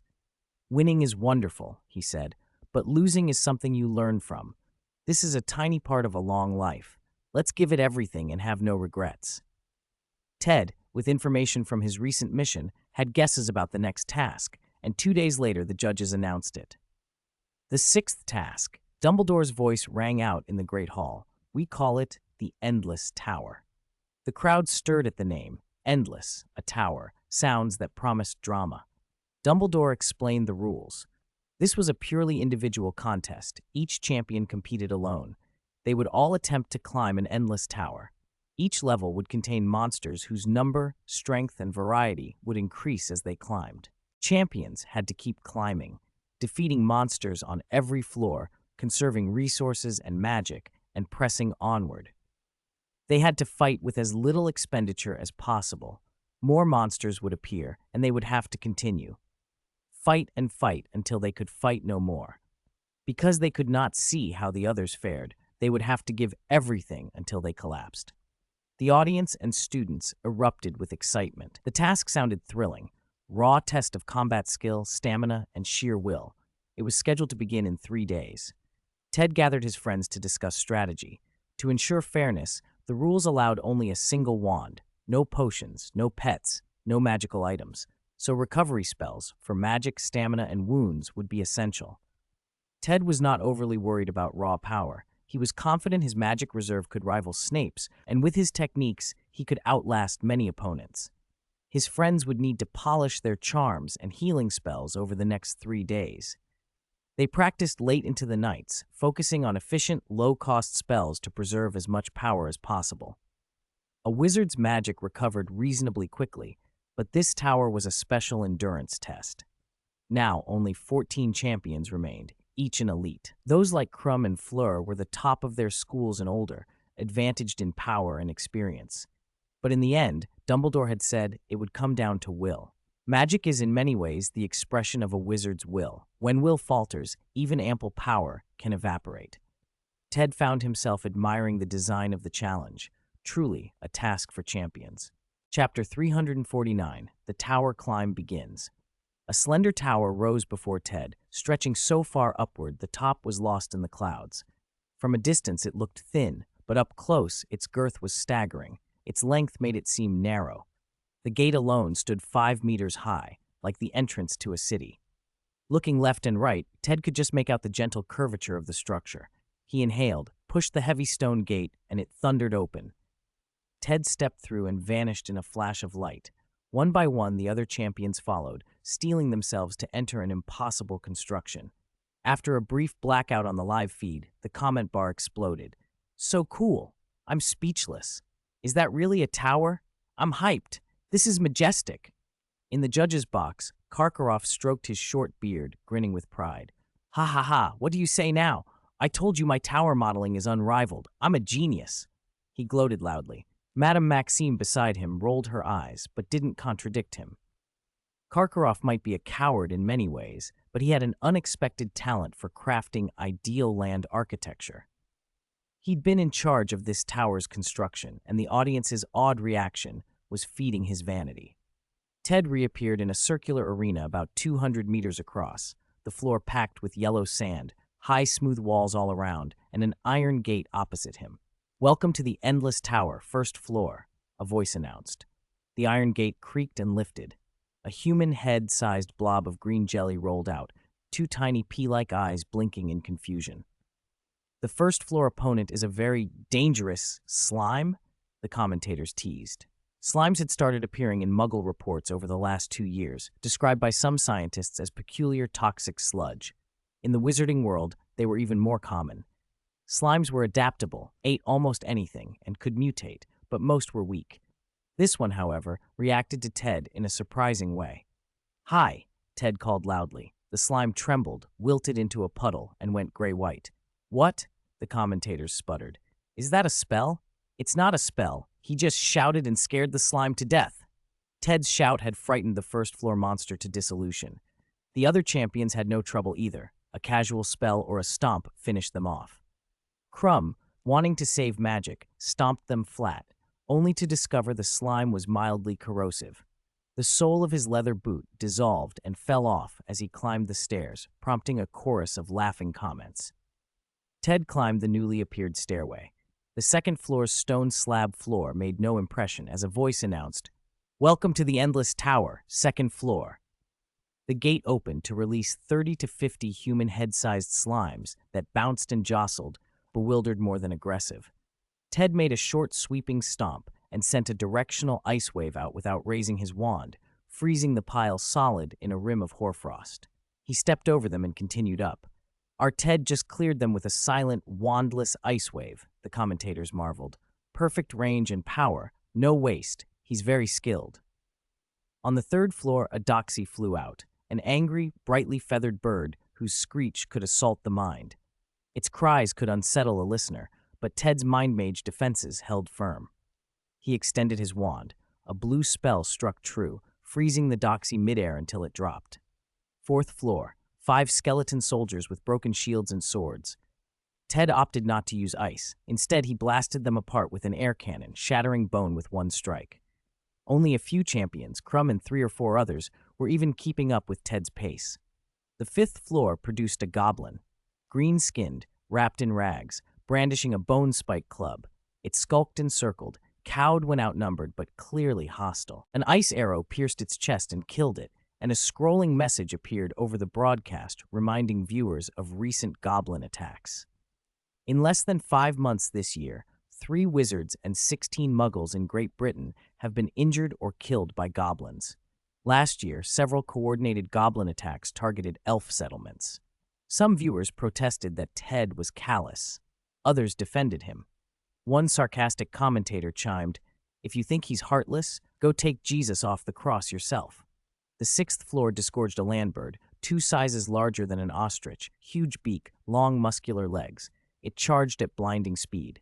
Ted sent an ice ring to freeze it 12 meters from him, then pierced its chest with a shattering ice arrow. The beast bled, froze at the mouth, and collapsed. Ted's ice magic is precise and powerful, the commentators gushed. By then, Ted was 2 floors ahead of most other champions. The 7th floor held a 2-meter-tall suit of enchanted armor, heavy, dark, and carrying a broad, 2-handed sword that thudded ominously with each swing. Its magic resistance looked to be level 1. The champions were beginning to feel the strain. Spells and stamina were being consumed quickly. Ron, unwilling to be constrained outright by the tournament's rules about items, tapped the back of his hand with his wand and displayed a contract emblem. Black ink lines crept over his skin, and a blue light swallowed him as a layer of magical armor formed. "Masked Rider Ron, reporting for duty," he declared. The live stream exploded. Boys in the comment bar typed incoherently and flooded the feed with rewards. Ron's armor was impressive. Its circulation system could recover about 17% of dissipated magic. Still, with the pace of these floors, how many more stages could it hold? Other champions revealed their cards. Harry, surprisingly referred to as her in the broadcast, glowed with a thin blue aura that absorbed some dissipated magic when monsters died. She was in 4-armed Vajra mode, with a more costly 8-armed Neja form available later. Neville's wand burned with golden flames that restored magic over time, an endless life spell, so he was still fresh. Hermione was flagging. Her strength lay in large-scale crowd control spells, which were less efficient here. Malfoy struggled. The dark arts he favored drained too much energy, and even with a temporary rune tattoo that restored magic, he was feeling it. Krum remained robust, big, fast, decisive, and more economical with his reserves. Fleur was doing something unexpected. She'd charmed several monsters to follow her, including a goblin hyena knight, a landbird, and a few slimes. Karkaroff shouted that it was cheating and that the stage had a loophole. Madame Maxime simply cracked her knuckles and told him to calm down. Exploiting a stage's rules smartly was still within the spirit of wizarding combat. The lone surviving Ilvermorny champion, gender ambiguous, had been performing smoothly all along, keeping pace with Ted and Krum. Professor Hook-Nose, their team leader, wore a satisfied smile. When Ilvermorny had selected champions, Hook-Nose had led a ritual to siphon magic from the failed contestants and imbue it into the remaining champion. In other words, the Fallen had become a sacrifice to strengthen the last one standing. Now, with only one Ilvermorny contestant left, that champion had nearly doubled in strength and was performing like a top-seeded player. The tower kept swallowing champions and spitting out monsters. An Acromantula pounced from the ceiling and eliminated one contestant in a single terrifying strike. Its venomous bite and ambush tactics were rated on par with dragons. Skeletons filled half the arena, leaving bone littering the floor. Even Ted spent 3 minutes cleaning them up. A 10-meter carrion-eating worm later sent many viewers fleeing, and a sly wraith managed to possess an unwary champion until his body grew cold and he vanished. By then, the contestants were gasping for breath between floors. The dual drain of magic and stamina was taking its toll. Ron's armor hummed its circulation spell. Harry's aura kept her going. Neville still fought with his regenerative flame. Hermione kept going despite disadvantage. Malfoy, Krum, and Fleur pushed forward in their different styles. The pacing had shifted into a clear separation, a few leaders pulling ahead, the rest trying to conserve for the long haul. Thanks to Bookfriend, Carefree Great Luo Immortal Churishan for the 500-point reward. Thanks to Bookfriend, First Day Into the Pit for the 200-point reward. Thank you.